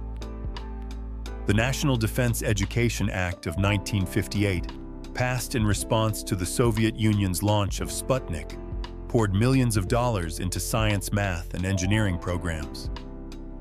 Suddenly, the United States was competing not just economically, but intellectually on a global stage. Schools modernized curricula. Laboratories were built. Students were encouraged to see themselves as the scientists, engineers, and innovators of tomorrow. Universities expanded research programs. Graduate schools grew. The government understood that education was the foundation for national security and economic growth.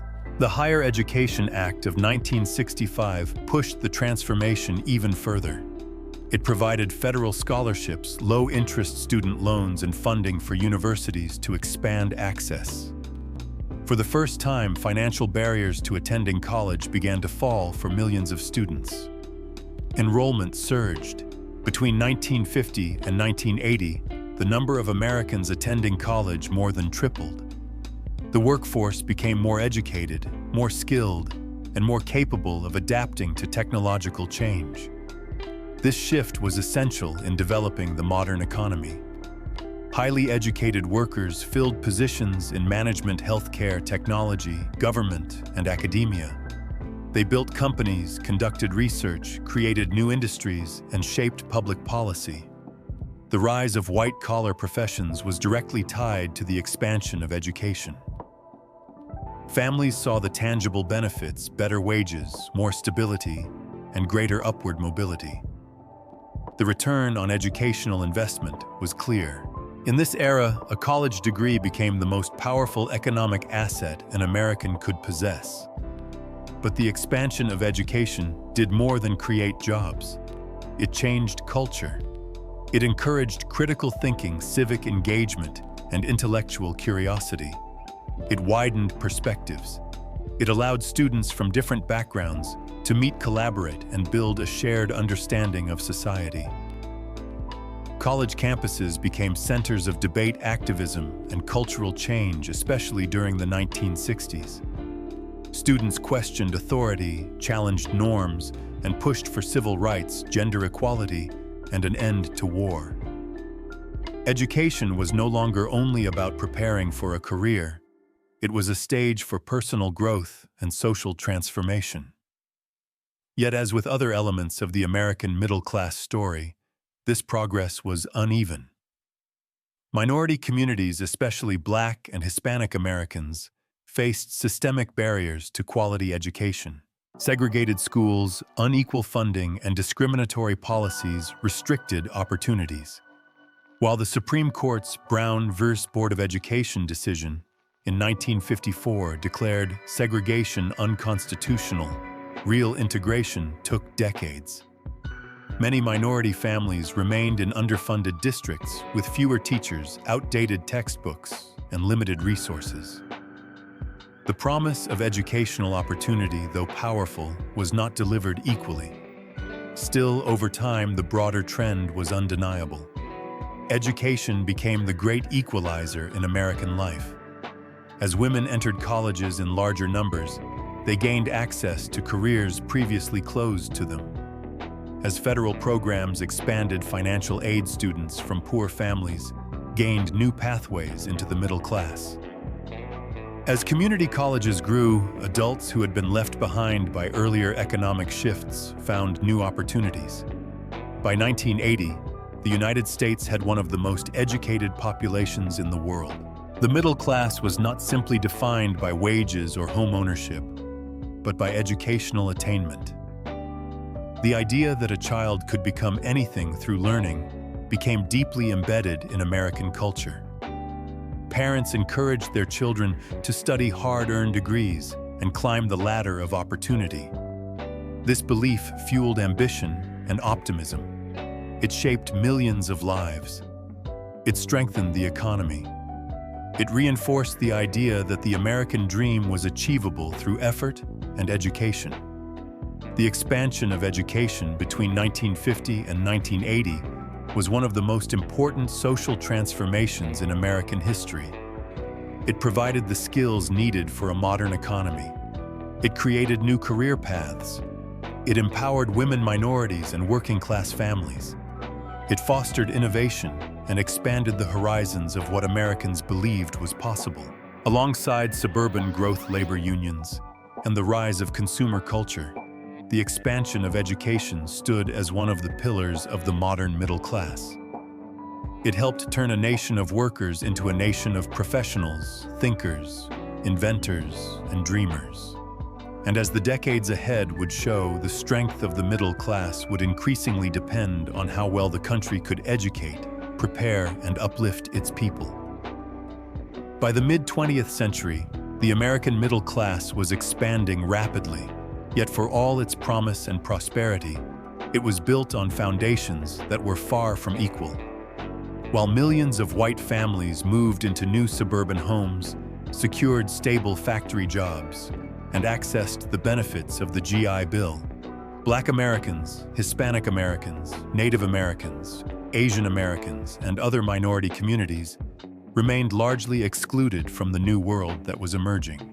The civil rights movement, stretching from the mid-1950s through the 1970s, was not only a struggle for voting rights and social equality, but a battle for economic opportunity, access to education, home ownership, and the chance to participate fully in the growing middle class. The fight for civil rights was deeply intertwined with the economics of the American dream. To understand why, one must see the world as it existed before the movement. Segregation shaped every corner of American life. Schools were unequal and underfunded. Neighborhoods were divided by law or by practice. Banks refused loans to Black families through redlining, a discriminatory system that designated minority areas as too risky for mortgage financing. Employers routinely denied qualified workers jobs based on race. Black veterans returning from World War II often found themselves unable to access the benefits of the GI Bill, not because the law denied them, but because local institutions enforced racist barriers. These injustices meant that while the white middle class grew, minority families were trapped in cycles of exclusion. But change was coming, pushed forward by courageous individuals and communities who refused to accept a society built on inequality.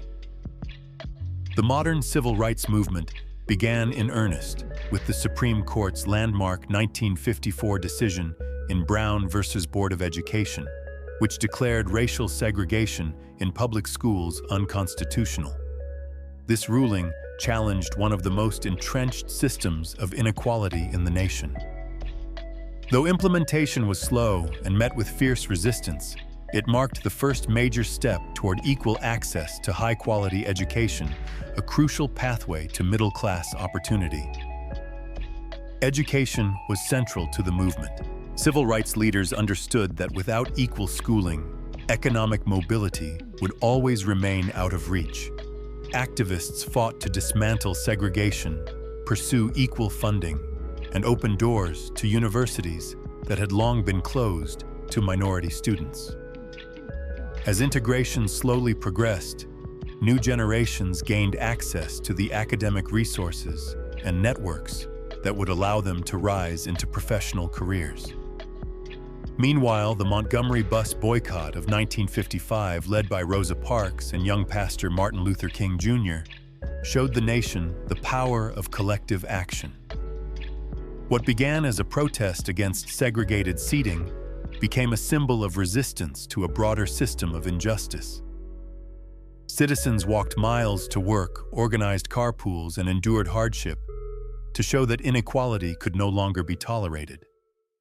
Their victory demonstrated that change was possible through unity and moral conviction. Economic justice remained central to the movement's goals. Black Americans demanded fair hiring practices, equal pay, and an end to workplace discrimination. Sit-ins, marches, and protests across the South targeted businesses that refused service or denied employment to minority workers. Activists organized boycotts that pressured companies economically, forcing change, even when governments were slow to act. The 1963 March on Washington, where King delivered his iconic "I Have a Dream" speech, was officially titled the March on Washington for Jobs and Freedom, underscoring the movement's economic focus. Participants called for a higher minimum wage, federal job training programs, fair employment laws, and greater access to education. They understood that civil rights without economic rights would leave communities vulnerable and unable to fully participate in the American middle class. Legislative victories soon followed. The Civil Rights Act of 1964 outlawed racial discrimination in employment, education, and public accommodations.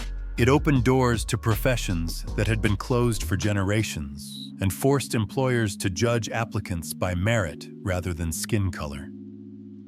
The Voting Rights Act of 1965 protected the political power of minority communities, ensuring they had influence over the policies that shaped their economic futures. These landmark laws unleashed a wave of social mobility. Enrollment of minority students in colleges grew.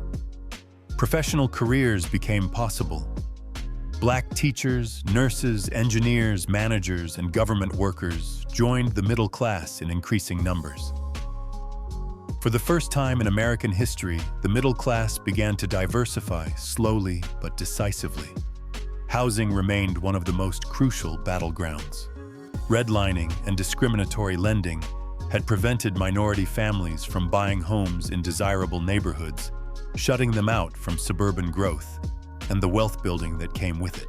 The Fair Housing Act of 1968 sought to dismantle these barriers by making it illegal to deny mortgages or housing based on race. While enforcement was uneven, the law created pathways to homeownership that had long been denied. Homeownership allowed families to build equity-pass wealth to their children and access safer neighborhoods with better schools. These changes, though gradual, had profound long-term effects. The civil rights movement also helped reshape cultural perceptions of prosperity and belonging. Media coverage of peaceful marches, violent backlash, and historic speeches forced Americans to confront the contradictions between the nation's ideals and its realities. Television brought these struggles into living rooms across the country, showing that the fight for equality was not abstract, but deeply human. As the movement progressed, minority families became more visible in professional spaces, universities, and government roles. Their presence challenged long-held stereotypes and expanded the nation's understanding of who could be middle class. Yet progress was uneven and fragile. Structural barriers did not disappear overnight. Economic inequality continued to limit opportunities. Schools remained segregated in practice due to residential patterns, discrimination persisted in hiring and lending. Many minority communities still struggled with poverty, underfunded public services, and limited access to resources. But compared to the pre-civil rights era, the transformation was immense. Entire generations gained opportunities once unimaginable. A black middle class began to grow, becoming one of the most important demographic groups in modern America. Hispanic Americans, Asian Americans, and Native Americans also made gains through activism, policy changes, and expanded educational access. The movement also reshaped the nation's political and social landscape. The federal government took a more active role in ensuring fairness. Affirmative action programs sought to correct decades of exclusion by expanding access to education and employment. Anti-discrimination policies gave workers legal protection. These changes were not perfect and often sparked intense debate, but they reflected a national recognition that equality required more than laws. It required commitments. In the broader story of the American middle class, the civil rights movement was a turning point. It expanded the definition of who could belong, who could succeed, and who could dream. It challenged the economic and social structures that had limited opportunity for millions. It opened doors to education, jobs, housing, and political power. It pushed the country closer to its ideals, even as it exposed the work still left to do. By the 1970s, the American middle class was no longer defined solely by race or geography. It was becoming more diverse, more ambitious, and more reflective of the nation itself. The struggle for equality had rewritten the rules of opportunity, making it possible for countless families to rise, to prosper, and to build futures that their parents and grandparents could not have imagined. The movement did not solve every problem, but it lit a path toward a more inclusive American dream, one that continues to evolve and inspire today. By the time the 1970s arrived, the American middle class stood at the peak of its size and influence, a powerful engine of consumption and stability that had shaped the nation for decades. Families owned homes, drove new cars, watched color televisions, and believed in the promise that each passing year would bring greater prosperity. But beneath this confidence, the economic foundations of mid-century America were beginning to shift. The decade that followed would bring a series of shocks: rising inflation, oil shortages, industrial decline, and global competition that converged into one of the most challenging periods the middle class had ever faced. It was a time when the system that had seemed invincible suddenly felt vulnerable, and the assumptions that had guided American life for a generation were thrown into question. The first major blow was inflation. Throughout the 1970s, prices rose faster than wages, eroding purchasing power and destabilizing household budgets. Families who had once felt financially secure now found themselves struggling to keep up with the rising cost of groceries, clothing, cars, and housing. Savings lost value. Mortgages became more expensive as interest rates climbed. The steady, predictable world that had defined the 1950s and 60s began to feel uncertain. Inflation had multiple causes. Government spending on the Vietnam War and Great Society programs increased demand. Loose monetary policy expanded the money supply. But the most dramatic trigger came from abroad. In 1973, the Organization of Arab Petroleum Exporting Countries imposed an oil embargo in response to U.S. support for Israel during the Yom Kippur War. Overnight, oil prices quadrupled. Gas stations ran out of fuel. Long lines stretched down streets as drivers waited hours to fill their tanks. Speed limits were lowered to conserve fuel. Factories slowed production. Air travel became more expensive. The shock rippled through every corner of the economy, revealing how dependent modern American life had become on cheap and abundant energy. For the first time in decades, the United States confronted the reality that it was no longer fully in control of its economic destiny. Families felt the pressure. Heating bills soared. The cost of commuting increased. The price of plastic chemicals and manufactured goods, all tied to petroleum, spiked. The middle class, accustomed to stability, found itself navigating a world of volatility. The oil crisis struck again in 1979, this time triggered by the Iranian Revolution. Prices surged.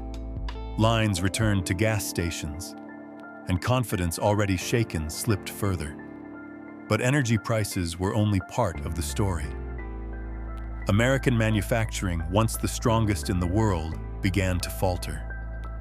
For decades, U.S. factories had dominated global markets with automobiles, steel, electronics, and machinery. But by the 1970s, foreign competitors, especially Japan and West Germany, had rebuilt their industries with modern technology and more efficient production methods. Japanese cars were smaller, cheaper, and more reliable. German machinery was precise and durable. Meanwhile, American factories often remained outdated.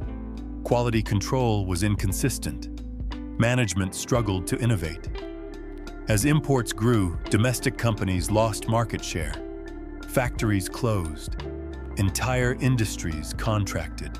Cities built around manufacturing, Detroit, Cleveland, Pittsburgh, Buffalo, St. Louis, faced economic decline. Jobs that had once provided steady union-protected wages disappeared.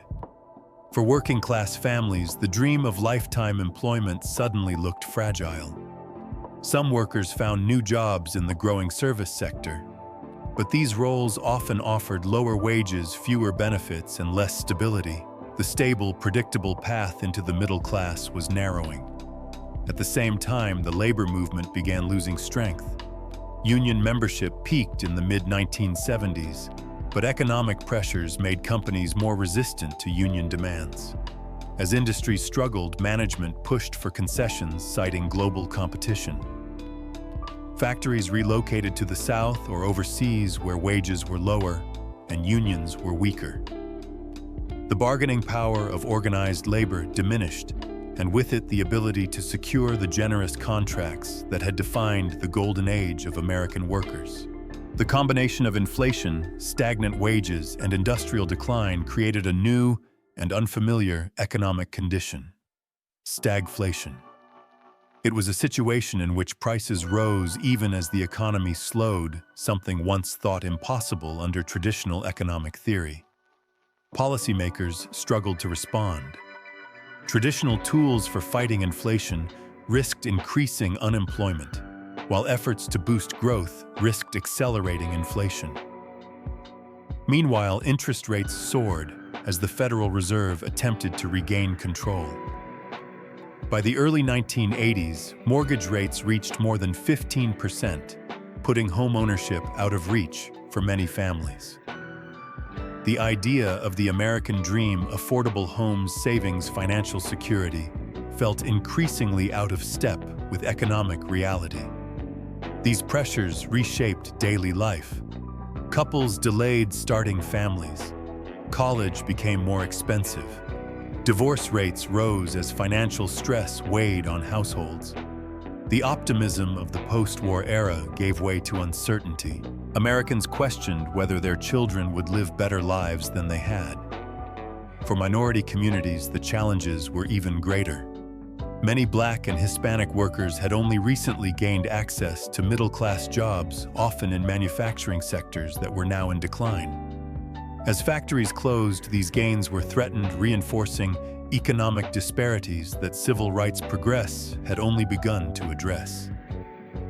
Yet amid the turmoil, the decade also paved the way for profound change. The challenges of the 1970s forced companies to modernize. Innovation grew in technology, computers, logistics, and finance. Women entered the workforce in record numbers, driven partly by necessity and partly by expanding opportunities. Dual-income households became more common, reshaping family dynamics. and increasing overall household earnings. Education became even more important, as workers realized that future jobs would require new skills and adaptability. The middle class was evolving. It was becoming more diverse, more complex, and more dependent on education and flexibility. The economic shocks of the 1970s marked the end of one era and the beginning of another. They shattered the illusion that prosperity was guaranteed. They revealed the vulnerabilities of a system built on cheap energy, protected industries, and stable labor contracts. But they also laid the groundwork for a more dynamic, globally connected, and technologically driven economy, one that would redefine opportunity in the decades ahead. In the story of the American middle class, the 1970s were a turning point. The comfortable world of post-war abundance gave way to uncertainty. The rise of foreign competition challenged American dominance.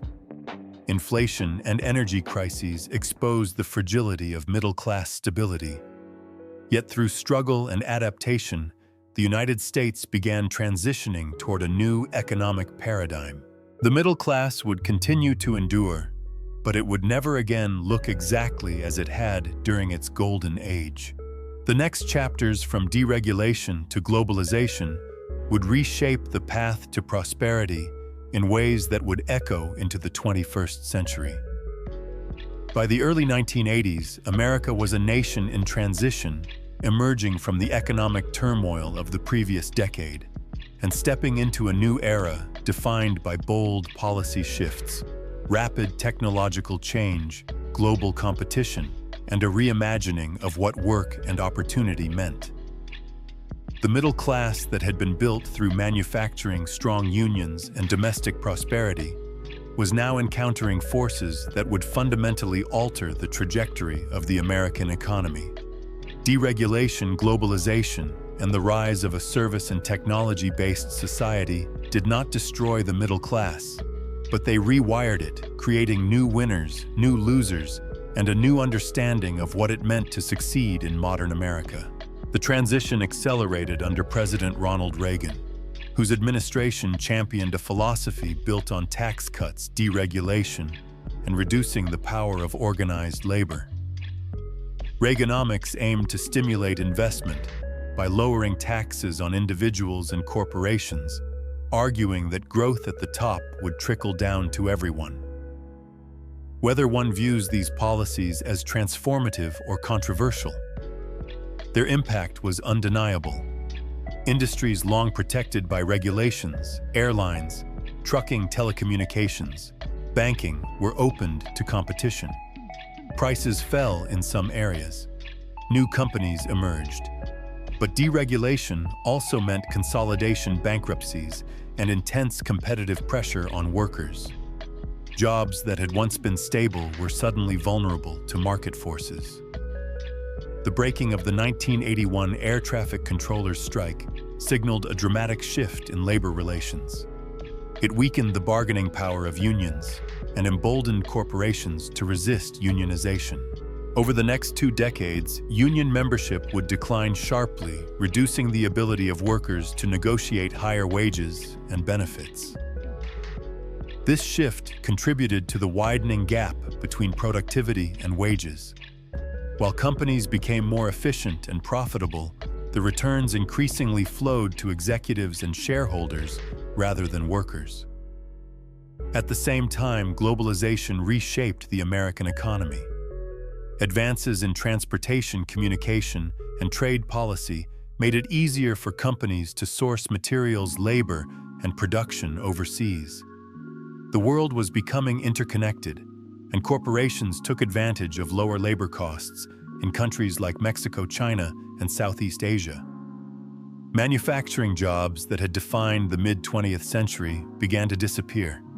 Factories closed or moved abroad.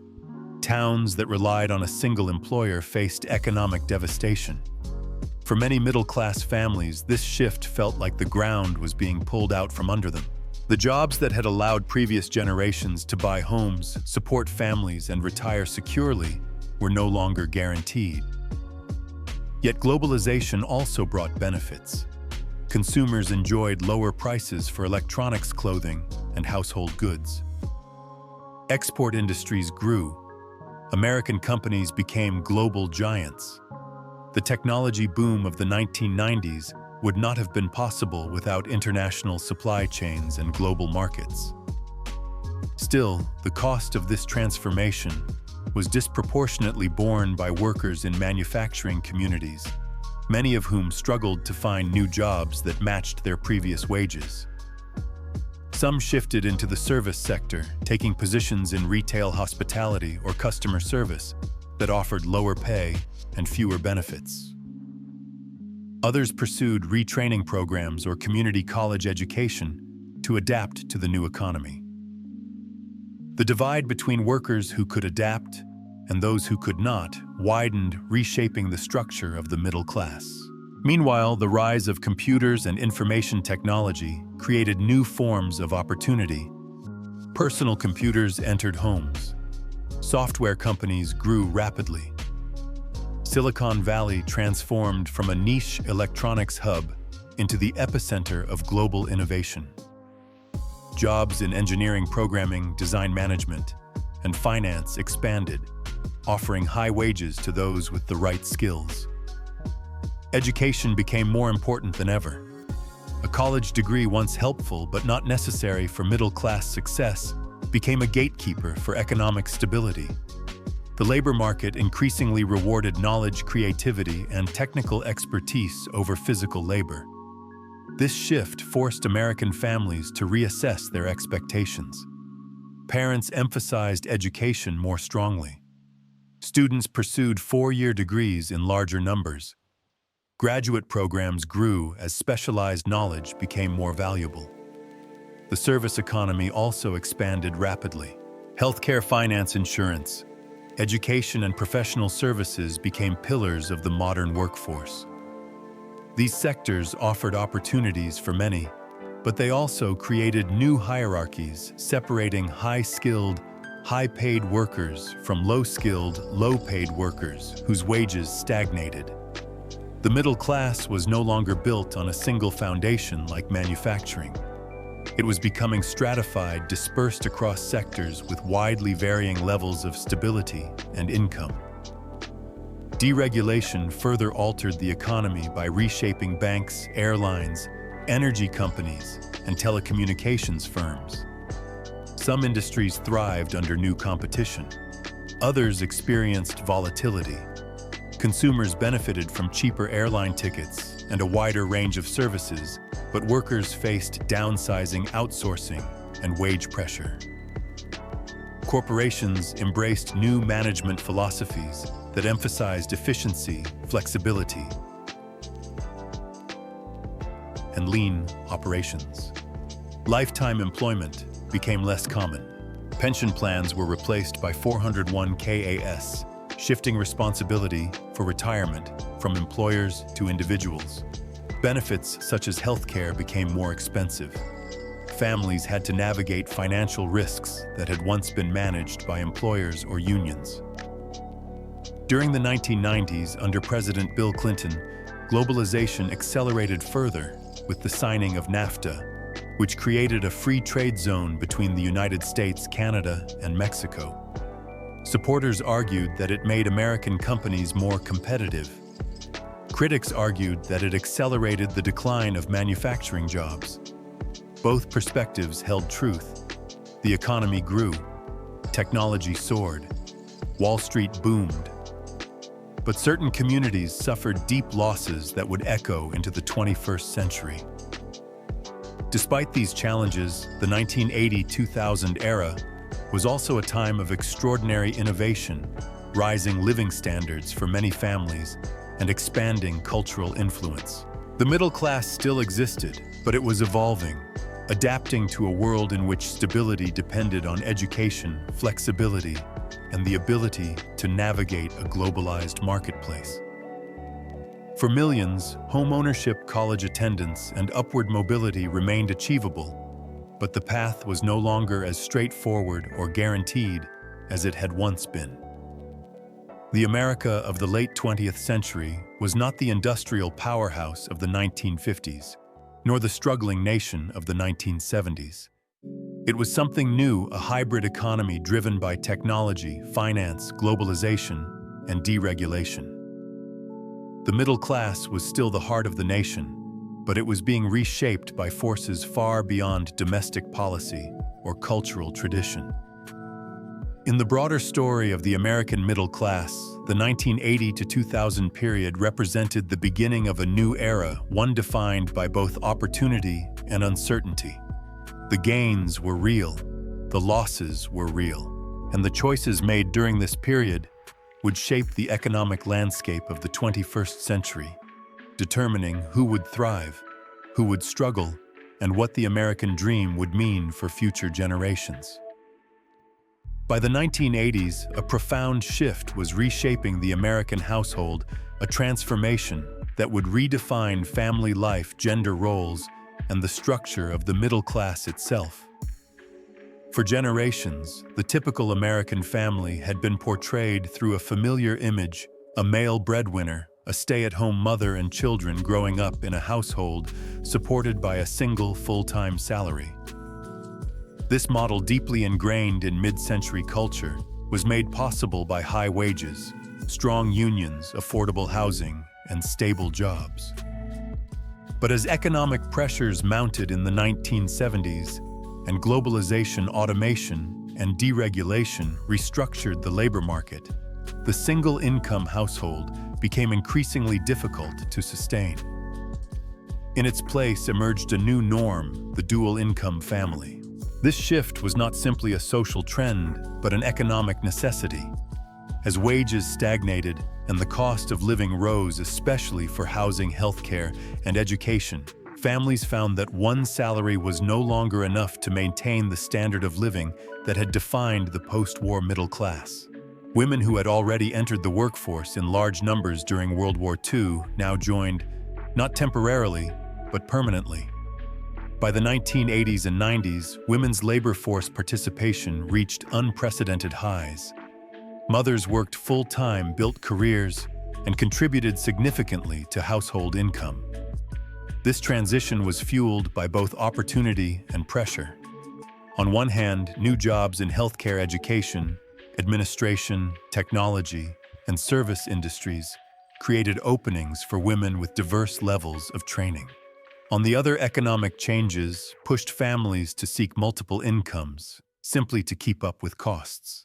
Dual income became less a choice and more a requirement for maintaining middle-class life. The rise of dual-income households reshaped family dynamics in ways that reverberated across society. Childcare, once provided almost exclusively by stay-at-home mothers, became a complex and costly necessity. Daycare centers expanded, babysitting services grew, grandparents played larger roles, schools introduced before and after care programs. The daily rhythm of family life changed. Mornings became a rush to prepare children and get to work. Evenings became a balance of homework, chores, and rest. The structure of the American day was being rewritten. Women's expanding economic roles also reshaped social expectations. Educational attainment for women surged. They entered universities in record numbers, eventually surpassing men in college enrollment. Professional careers that had once excluded women, law, medicine, academia, business, opened thanks to changing cultural norms, civil rights protections, and the growing economic need for two earners. Yet while opportunities grew, so did pressures.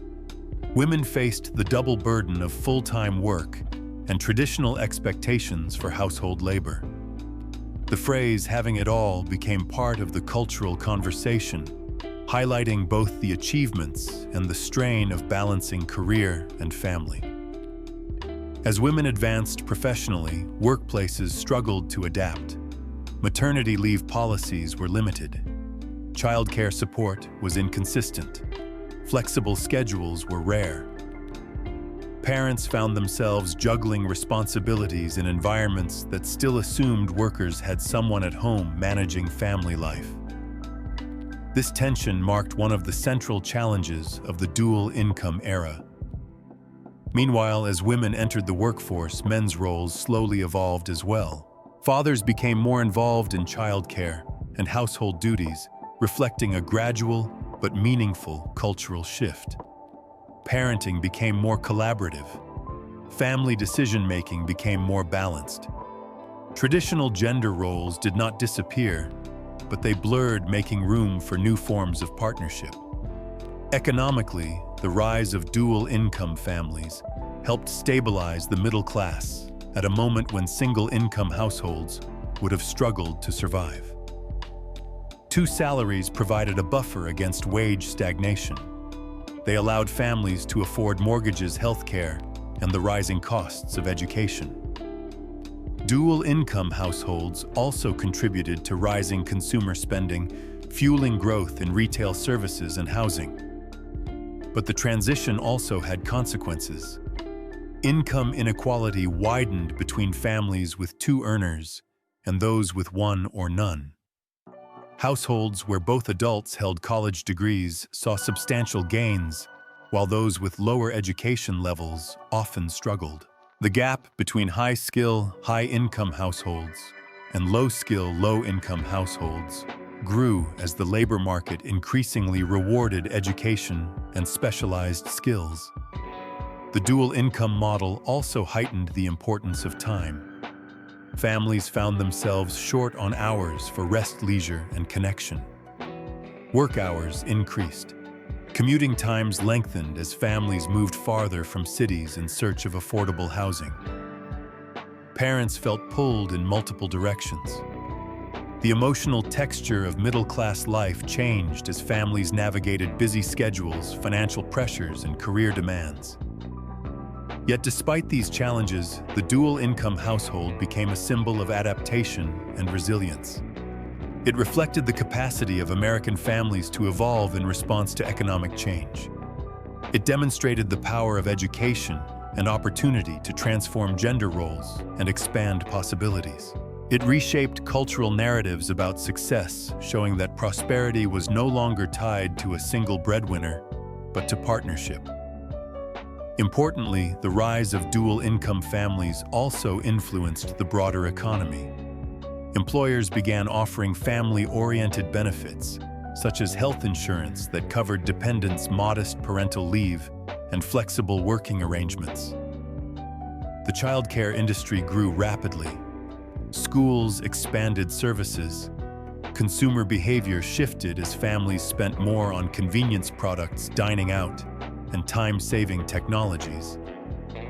Suburbs continued to grow, but their design began to adapt to families with two working parents, emphasizing accessibility schools and community support. At the same time, the dual-income model highlighted persistent inequalities. Women continued to earn less than men on average, even in similar roles. Single parents, often mothers, faced enormous financial strain as they attempted to balance work and childcare without the support of a partner. Minority communities disproportionately affected by deindustrialization struggled to access the educational and employment opportunities that fueled the success of dual-income households in more affluent areas. Yet the overall impact of this transformation was undeniable. By the end of the 20th century, the dual-income household had become the dominant structure of the American middle class. It reflected a society in which education, ambition, and adaptability were essential for economic survival. It illustrated how cultural norms could evolve in response to economic necessity. And it underscored the reality that the American dream was no longer built on a single steady paycheck, but on the combined efforts of two earners working to create stability, opportunity, and a better future for their children. In the story of the American middle class, the rise of dual-income families marks a pivotal chapter, a moment when the definition of family work and aspiration shifted dramatically, shaping the society that the next generation would inherit. By the 1980s and 1990s, the American middle class was entering a new era in which its identity was increasingly shaped not just by income or occupation, but by two powerful forces that touched nearly every household, housing, and credit. Home ownership had long been a symbol of the American dream. But during this period, it became something deeper, a financial strategy, a cultural expectation, and for many families, the primary way to build wealth. At the same time, access to credit expanded dramatically, transforming how Americans spent, saved, and imagined their futures. Together, these forces redefined the middle class, offering new opportunities while exposing families to risks that would eventually reshape the nation's economic landscape. Housing sat at the center of this transformation. For decades, rising home ownership had fueled upward mobility supported by the GI Bill suburban expansion and affordable mortgages. But by the 1980s, housing was becoming more than shelter. It was an investment.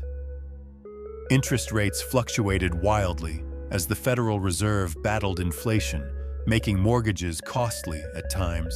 Yet homeowners who secured lower rates found themselves sitting on appreciating assets. Real estate markets boomed across suburban and coastal regions as demand rose faster than supply.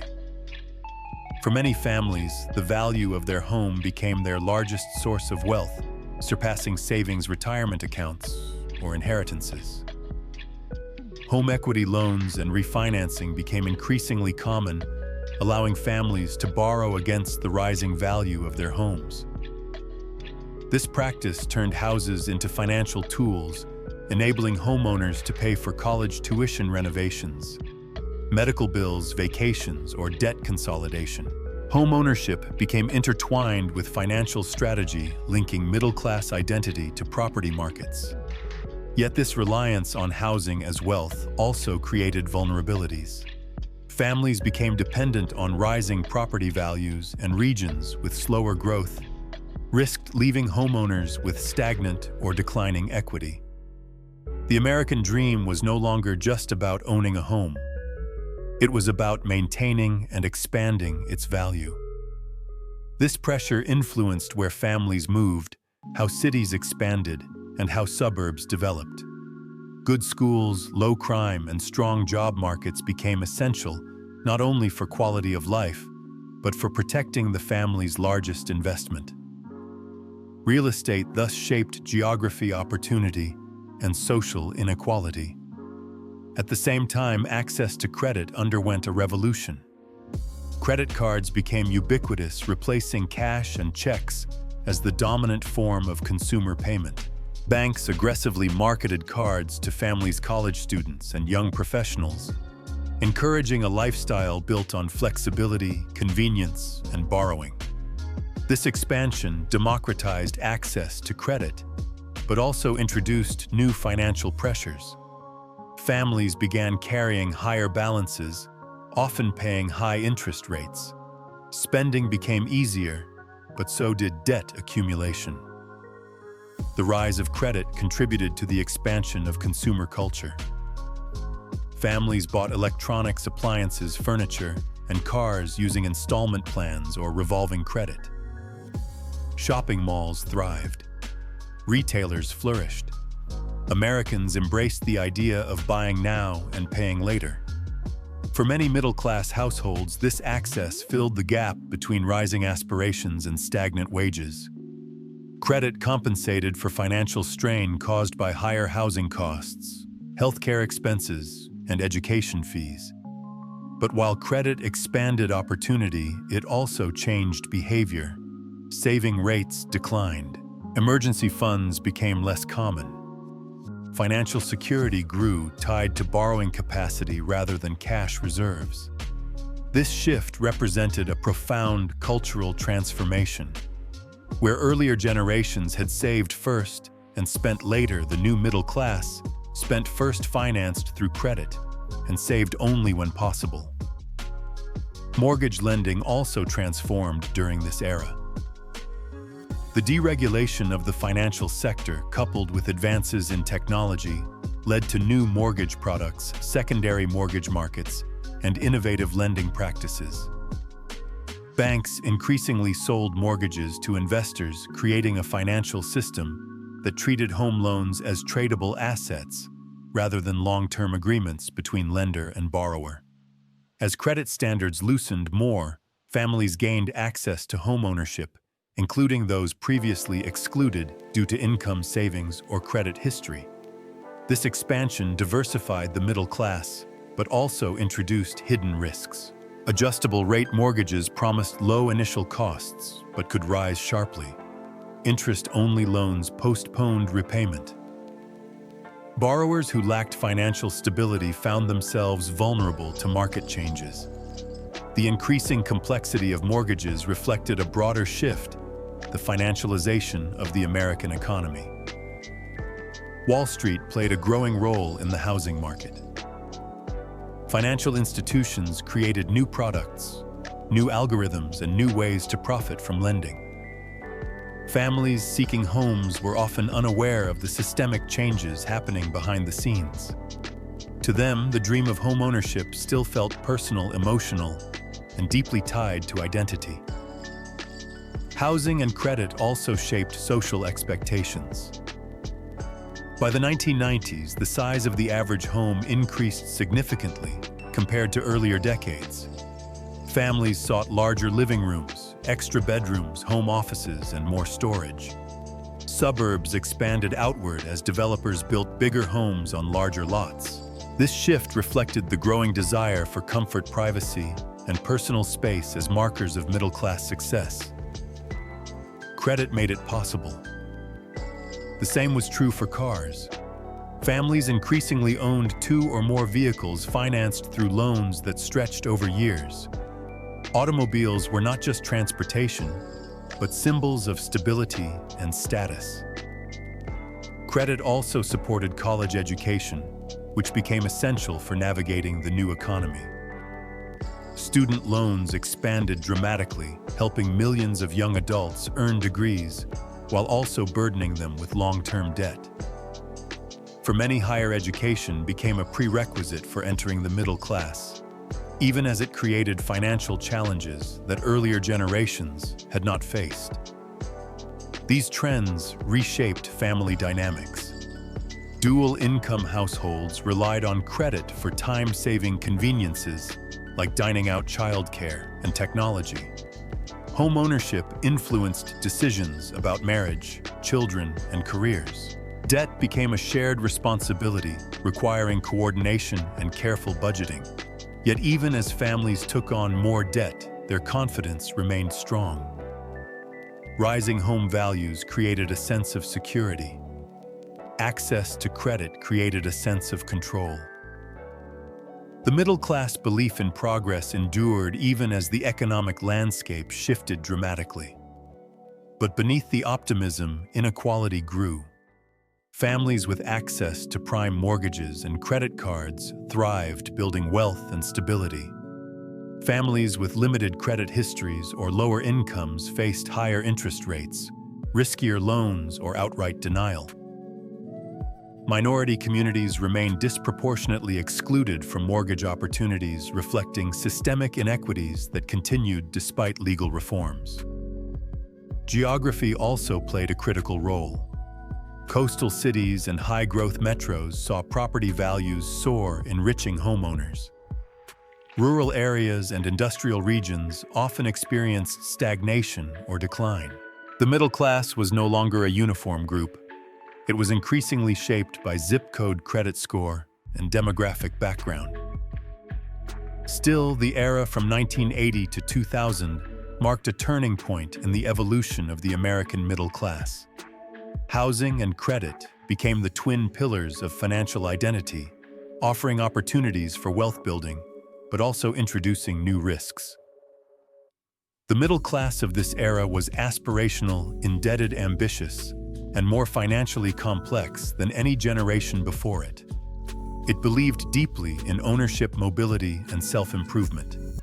It embraced the tools that made these goals possible, even when those tools carried hidden costs. In the broader story of the American middle class, the rise of housing and credit represented both empowerment and vulnerability. It allowed millions to build futures once unimaginable, but also laid the groundwork for the financial instability that would surface dramatically in the early 2000s. It redefined what it meant to prosper in America and created a legacy that continues to influence the dreams, decisions, and challenges of families today. By the second half of the 20th century, the American middle class was no longer just an economic category defined by income or occupation. It had become a cultural identity shaped by television screens, advertising campaigns, suburban rituals, and shifting social expectations.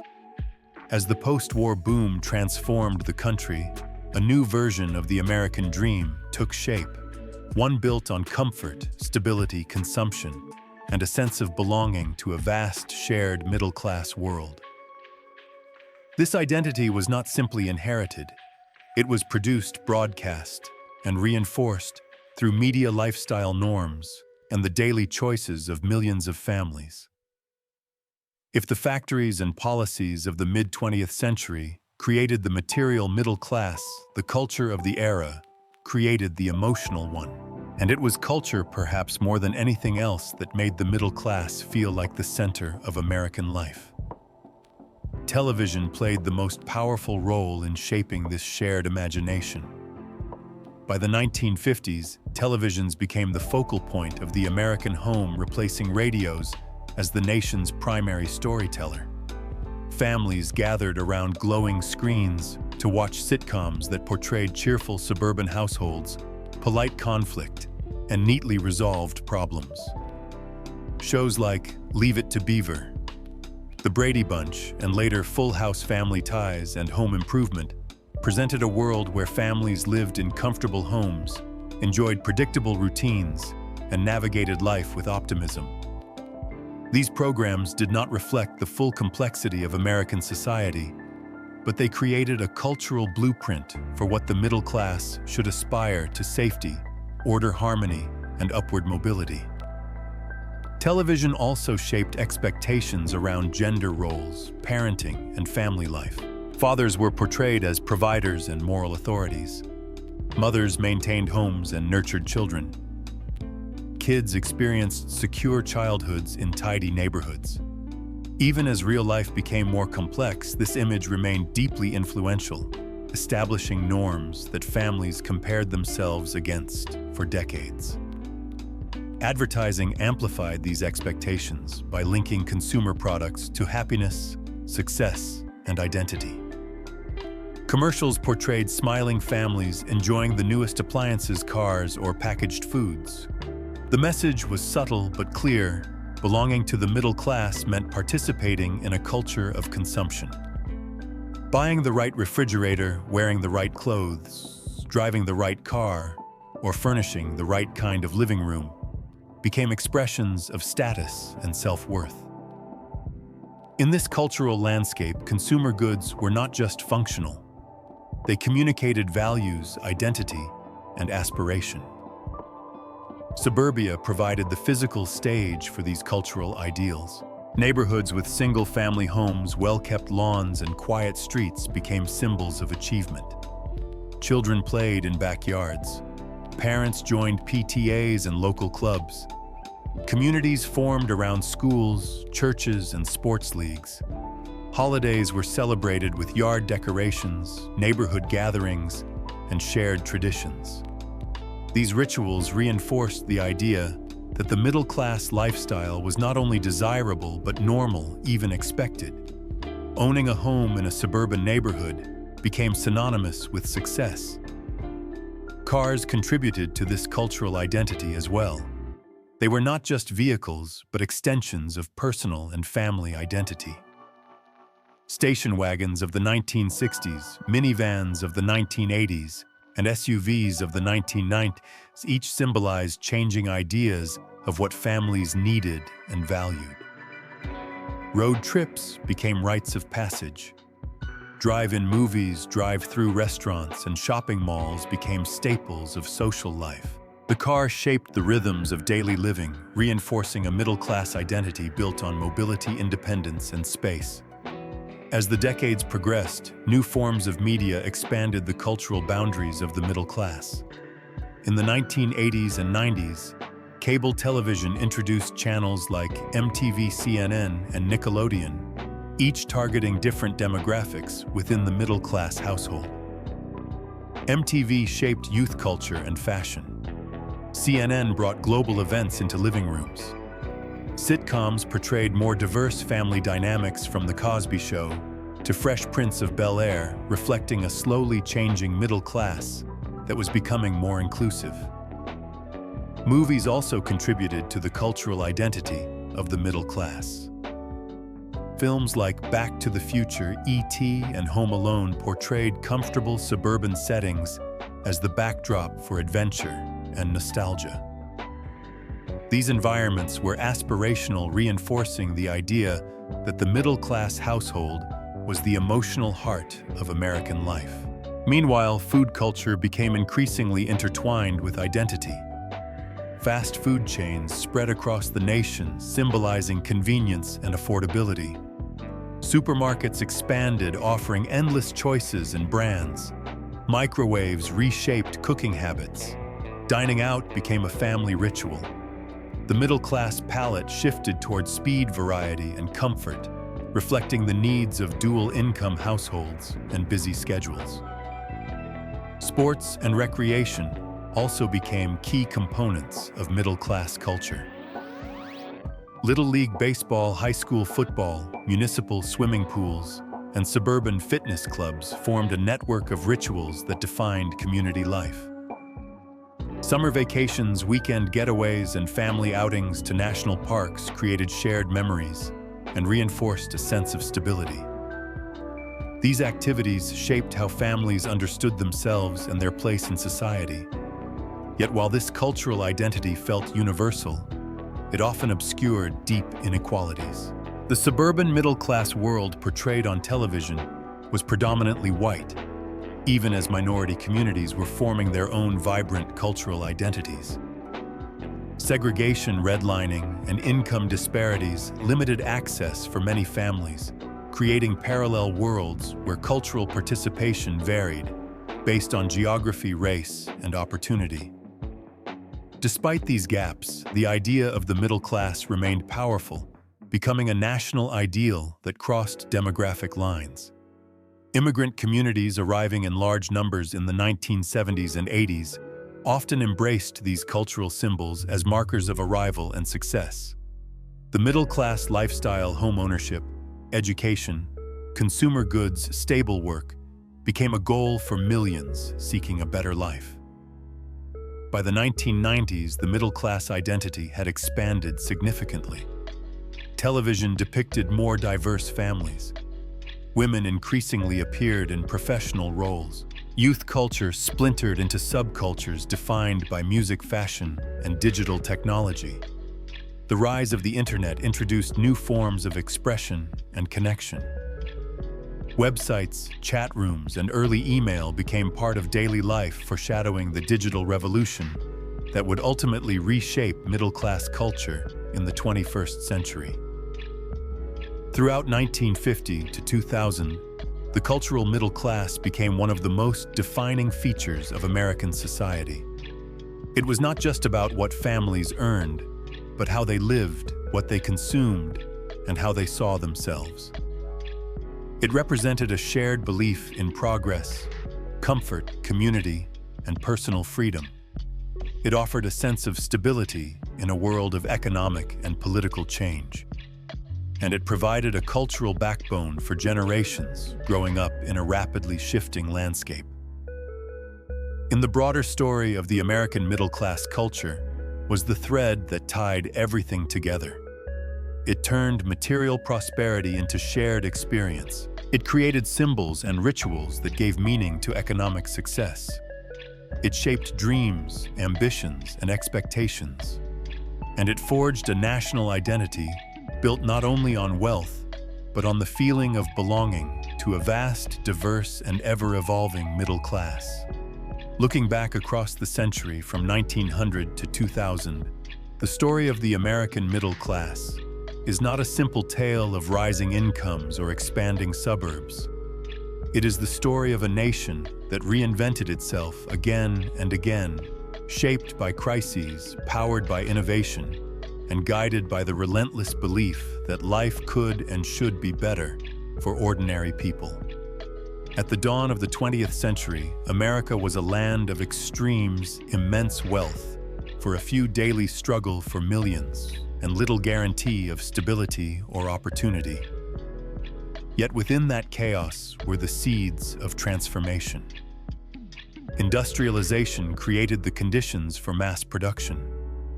Immigration brought energy, ambition, and labor. Reform movements pushed for fairness and social protections. But none of these early developments hinted at what the United States would eventually become the home of the largest, most influential middle class in human history.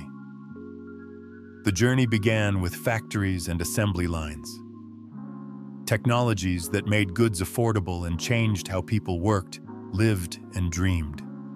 It accelerated through the roaring 20s, when consumer culture first took root only to collapse under the weight of the Great Depression. That collapse was devastating, but it forced the nation to rethink its foundations. The New Deal introduced protections and programs that would become essential pillars of the middle class. It recognized that economic security required more than individual effort. It needed institutions that could support families, stabilize markets, and ensure fairness. These reforms reshaped the social contract and laid the groundwork for recovery. Then came World War II, a global crisis that paradoxically launched the greatest economic boom in American history. Wartime production eliminated unemployment, expanded industry, and sparked technological innovation. When millions of soldiers returned home, the country responded with the GI Bill, a revolutionary policy that democratized education and home ownership. It opened doors that had been locked for generations, creating an explosion of opportunity and setting the stage for a society where upward mobility was not just possible, but expected. The post-war era brought unprecedented prosperity. Suburbia rose as the geographic heart of the American dream. Unions secured wages and benefits that allowed workers to build stable lives.